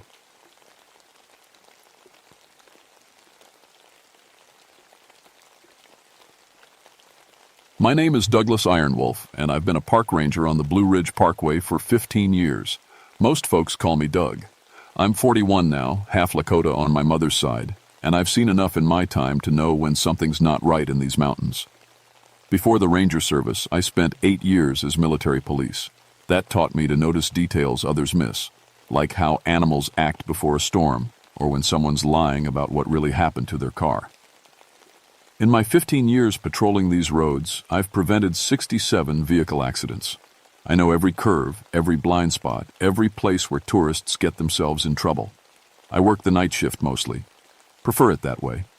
Less chatter on the radio, fewer people asking questions, just me, my truck, and these old mountains that have been here since before anyone kept records. The parkway stretches 469 miles through Virginia and North Carolina, but my section covers the roughest 30 miles, the part they call Devil's Backbone. People always ask about that name. Truth is, nobody remembers exactly how it started. The road follows the spine of the ridge, winding like a snake's back through the peaks. At night, when fog rolls in thick, you can barely see 10 feet ahead. That's when the accidents happen. October of 1989 was different, though. I'd seen plenty of crashes in my time. Folks taking curves too fast, hitting deer, sliding on wet leaves. But this was something else. 7 accidents in 2 weeks, all at the same spot. Mile marker 217, the sharpest curve on my route. A place where the mountain drops 1,000 feet straight down, and there's no guardrail to stop you if you go over. What made these crashes strange wasn't just the location. It was what the survivors kept saying. The first was Martha Collins, a schoolteacher from Richmond. I found her Buick wrapped around a pine tree, froze, at end crumpled like paper. She was conscious when I got to her, bleeding from a head cut, but talking. That's when she told me about the cat. "Big as a horse," she kept saying while we waited for the ambulance. "Came out of nowhere, right onto my hood. Had to swerve or it would have come through the windshield." I figured she hit her head harder than she thought. Mountain lions live in these hills, sure, but they don't attack cars. They run from them. And they're not big as horses. I wrote it up as animal avoidance, vehicle versus tree. Standard stuff. Then came the second crash. Jerry Hoffman, truck driver from Tennessee. Same curve, same story. This time, I paid more attention to his truck. Deep scratches ran along the roof. 4 parallel lines like claw marks. But claw marks from what? The scratches went through the paint right down to the metal. I took pictures, measured them. 4 inches between each mark. That's bigger than any mountain lion I knew about. Jerry was shaken up bad. Kept lighting cigarettes with trembling hands. "Thing jumped right on top of my cab," he said. "Could hear it up there, walking around, scratching. Sounded like it was trying to get in. Had claws like knives." By the third accident, I couldn't ignore the pattern anymore. Same curve, same animal story, same claw marks. But now there was something else. Hair. Coarse black hair caught in the damaged metal, longer than mountain lion fur. I bagged samples and sent them to the state lab in Richmond. The fourth crash nearly killed a family from Pennsylvania. Mom, dad, 2 kids in the back seat. Their minivan flipped completely over. The father, Tom Brady, grabbed my arm when I leaned in to check on him. "It had eyes," he whispered. "Yellow eyes that glowed in my headlights. Looked right at me like it knew me, like it was waiting." That's when I knew we had a real problem on Devil's Backbone. Why? Whatever was causing these crashes. It wasn't random. It was hunting. The lab results came back on a Tuesday morning. I was drinking my 3rd cup of coffee when the phone rang. Dr. Sarah Chen. The wildlife biologist who ran the tests sounded confused. Doug, these hair samples you sent me, they're definitely feline, but they don't match any species in our database. The DNA shows markers consistent with big cats, but the hair structure is wrong. Too coarse, too long. And the size. She paused. Whatever left this hair is much larger than any mountain lion we have records of. I stared out my office window at the morning mist hanging over the ridgeline. How much larger? Based on the hair diameter and length, I'd estimate the animal weighs between 200 and 300 pounds. That's twice the size of the biggest mountain lion on record. After hanging up, I decided it was time to bring in help. Lisa Brightfeather worked wildlife patrol for the Park Service. She was Lakota like my mother's family, grew up in South Dakota before moving east. More importantly, she knew animal behavior better than anyone I'd worked with. I found her at the visitor center, updating trail condition reports. Lisa was 35, with long black hair she kept in a braid down her back. She had a way of reading tracks that seemed almost supernatural. If anyone could figure out what was stalking Devil's Backbone, it would be her. I need you to take a look at something, I told her, spreading the crash scene photos across her desk. Lisa studied the pictures carefully, running her finger along the scratch marks in each photo. Her expression grew more serious with each image. These aren't random, she said finally. Look at the spacing, the depth. This animal is attacking from above, probably dropping from the rock overhang onto moving vehicles. That takes intelligence and planning. What kind of animal hunts cars? She was quiet for a long moment. My grandmother told stories about something like this. Back on the reservation, we had legends about cats that weren't really cats. Shapes, hifters that could walk on 2 legs or 4. They called them different names in different tribes, but the Cherokee around here, they called it the Wampus Cat. I'd heard the name before, usually from old-timers telling ghost stories around campfires. I thought that was just folklore. So did I. Until now. Lisa pointed to one of the photos showing paw prints on a car roof. Look at these tracks, Doug. See how some show 4 pads, but others show what looks like toes? Like it was standing upright? The next night, we set up surveillance at mile marker 217. Lisa brought her wildlife cameras and motion sensors. I carried my service pistol and a spotlight strong enough to light up half the mountain. We parked 50 yards from the curve, hidden behind a stand of pine trees. The fog rolled in around 10 o'clock. Within minutes, visibility dropped to nothing.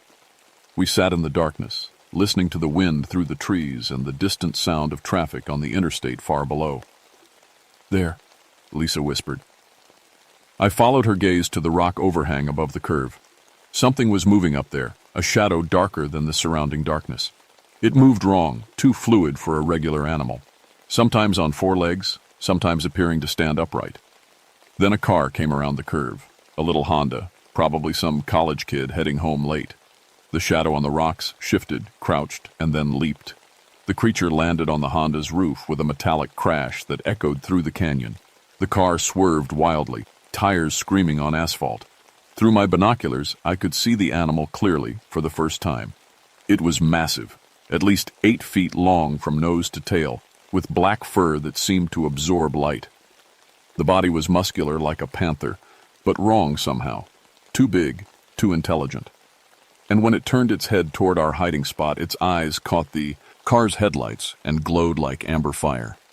The Honda crashed into the guardrail. The creature looked at the wreckage for a moment, then turned and bounded back up the rocks with impossible speed. In seconds, it had vanished into the darkness. We found the driver unconscious but alive. Jessica Martinez, 19 years old, heading back to college after visiting her parents. The roof of her car was torn open like a can opener had worked on it. Claw marks ran from the windshield to the back window. When Jessica woke up in the ambulance, she grabbed my hand. "It spoke to me," she whispered. In my head. It said this was its road now. Lisa and I exchanged glances. Animals don't speak, not even in legends. But the look in Jessica's eyes told me she believed every word. "What else did it say?" I asked. "That it's been waiting a long time for people to come back to its mountain. And now that we're here..." She started crying. "It's so hungry." The attacks happened every night after that. Not just at mile marker 217 anymore. The creature was expanding its territory, claiming more of the Devil's Backbone curve by curve. Lisa and I started working double shifts, trying to patrol the entire section, but we couldn't be everywhere at once. By the end of the week, we'd lost 3 more people, not just injured, dead. The creature was getting bolder, more aggressive. The claw marks on the vehicles were deeper, more deliberate, like it was learning how to kill more efficiently. Lisa spent her days researching Cherokee folklore, talking to tribal elders, trying to understand what we were dealing with. What she found wasn't comforting. "The Wampus cat isn't just an animal," she explained as we prepared for another night patrol. "According to Cherokee tradition, it's a shapeshifter, a human who was transformed as punishment for breaking sacred laws. It's supposed to be immortal, getting stronger as it feeds." Feeds on what? Fear, pain, life force. The legends say it can steal memories from its victims, absorbing their experiences and knowledge. That, well, is how it gets smarter, more dangerous. That night, we decided to set a trap. Lisa positioned herself at the north end of the hunting zone while I took the south. We'd communicate by radio and try to herd the creature into the open where we could get a clear shot. The plan went wrong from the start. I was parked near mile marker 215 when my radio crackled. Lisa's voice came through, tight with fear. "Doug, it's here. It's right outside my truck. Stay calm. I'm coming to you." "No, don't. There's more than one. I can see at least 3 of them in the trees." My blood went cold. 3? They're not attacking. Just watching, like they're waiting for something. Her voice dropped to a whisper. "Oh God, Doug. I think they're learning from us. They know we're hunting them, so now they're hunting us." I floored the accelerator, racing through the fog toward Lisa's position. The radio stayed silent. When I reached mile marker 218, I found her truck empty. The driver's door was torn off its hinges. Claw marks covered the hood and roof. Blood stained the seat. But Lisa was gone. I called for backup, started a search grid, did everything by the book. But deep down, I knew the book wouldn't help us anymore. We weren't dealing with an animal problem. This was something else entirely. I found Lisa 2 miles up the trail, unconscious against a pine tree. She was alive but badly hurt. 3 deep claw marks ran across her chest, and her eyes had changed. They were more yellow now, more like the creature's eyes. "It spoke to me too," she said when she woke up in the hospital. "Showed me things. Memories from all the people it's killed over the years. Doug, this thing has been hunting on Devil's Backbone since the road was built, maybe longer. What did it want? To show me what I'm becoming." She held up her hand. Her fingernails had grown longer, sharper. "It marked me, Doug. I can feel it changing me from the inside. Like an infection." The doctor said Lisa's wounds would heal, but I could see the changes happening. Her reflexes were faster. Her night vision was better. She moved differently, more like a predator than a person.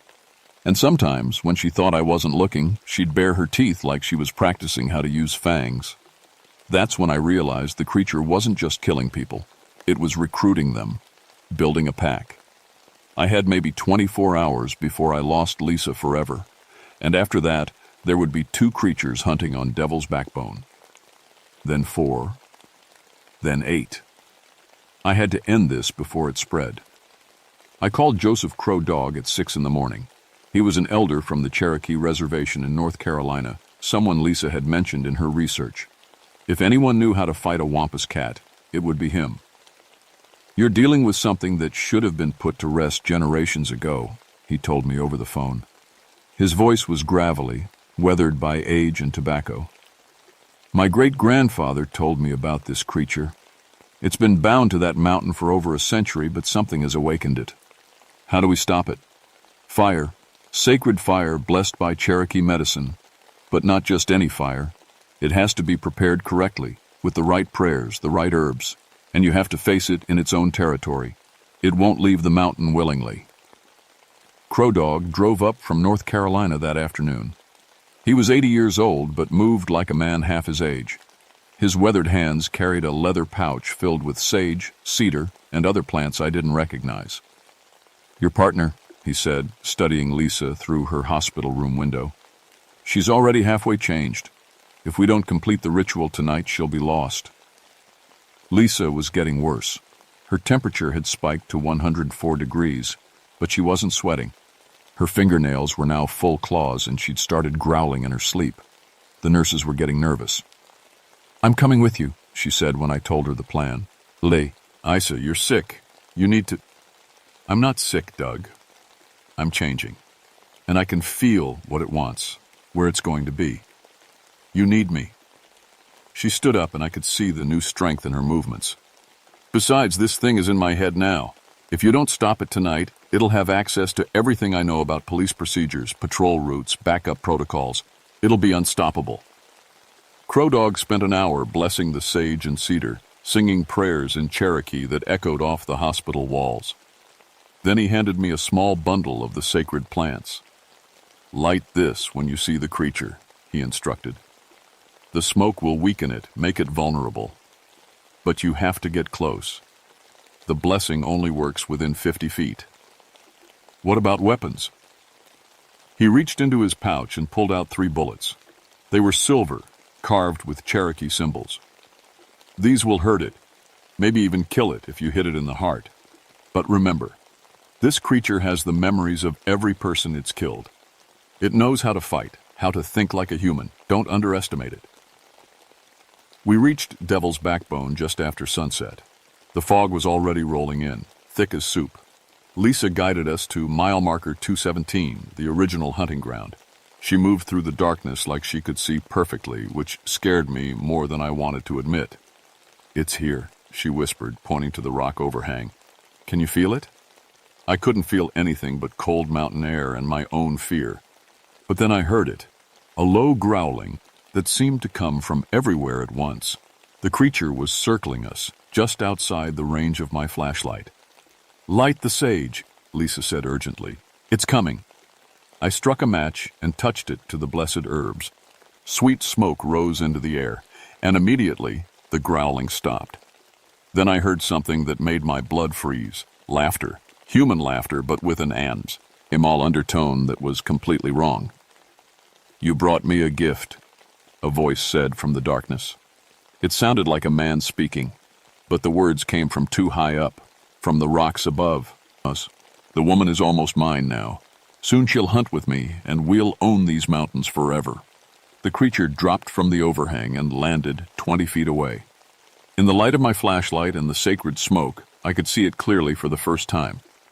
It was enormous, easily 8 feet long and probably 300 pounds. Black fur covered a body that was muscled like a panther but built wrong, too long, too tall. The head was cat-like but with human intelligence in the yellow eyes, and when it opened its mouth, the teeth were both fangs and human molars, designed for tearing and chewing. But the worst part was when it stood up on its hind legs.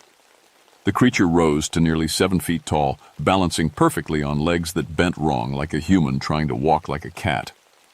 In that moment, I understood what I was really looking at.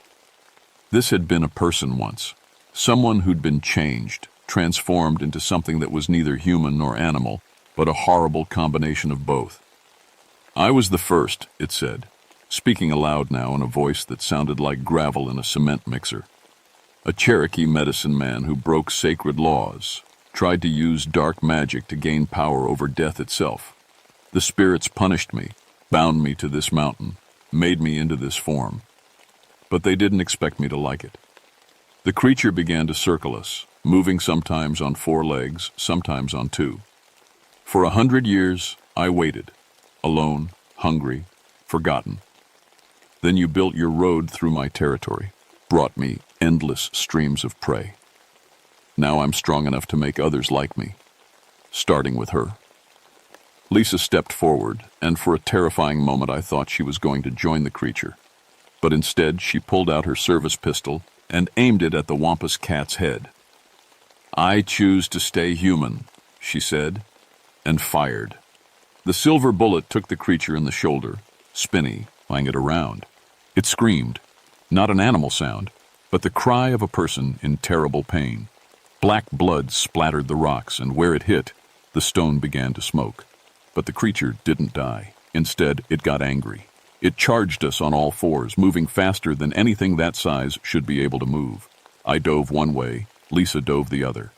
The wampus cat slammed into a pine tree, splintering the trunk with the impact. I rolled to my feet and fired twice. One bullet missed, but the other caught the creature in the chest. It stumbled, growled, and then began to change. The black fur started to fade, revealing human skin underneath. The body shrank, became more human-shaped. For a moment, I could see what the creature had been before its transformation. A Cherokee man, probably in his 30s, with traditional tattoos covering his arms. "The sacred fire!" Lisa shouted. "Now!" I held the burning sage toward the creature. The smoke swirled around it, and wherever the blessed smoke touched, the thing's form became more unstable. Sometimes it was a giant cat, sometimes a man, sometimes something horrible in between. "You cannot destroy me," it gasped, speaking in English now instead of that gravelly animal voice. "I am bound to this mountain. Even if you banish this form, I will return." "Maybe," I said, stepping closer with the sacred fire. "But not in our lifetime." The smoke from the blessed sage grew thicker, surrounding the creature like a tornado. It began to scream, a sound that was part human, part animal, and completely filled with rage and pain. The yellow eyes dimmed. The massive body began to fade like morning mist. "I will remember," it whispered as it dissolved. "I will remember all of you." Then it was gone. Just smoke and the smell of burned sage and the sound of wind through the pine trees. Lisa collapsed against a rock, breathing heavily. When I checked, the claw marks on her chest were healing already. More importantly, her eyes were brown again, fully human. "Is it over?" she asked. I looked around at the quiet mountain, the empty road, the normal darkness that wasn't filled with glowing eyes and supernatural hunger. For now. We never had another supernatural incident on Devil's Backbone.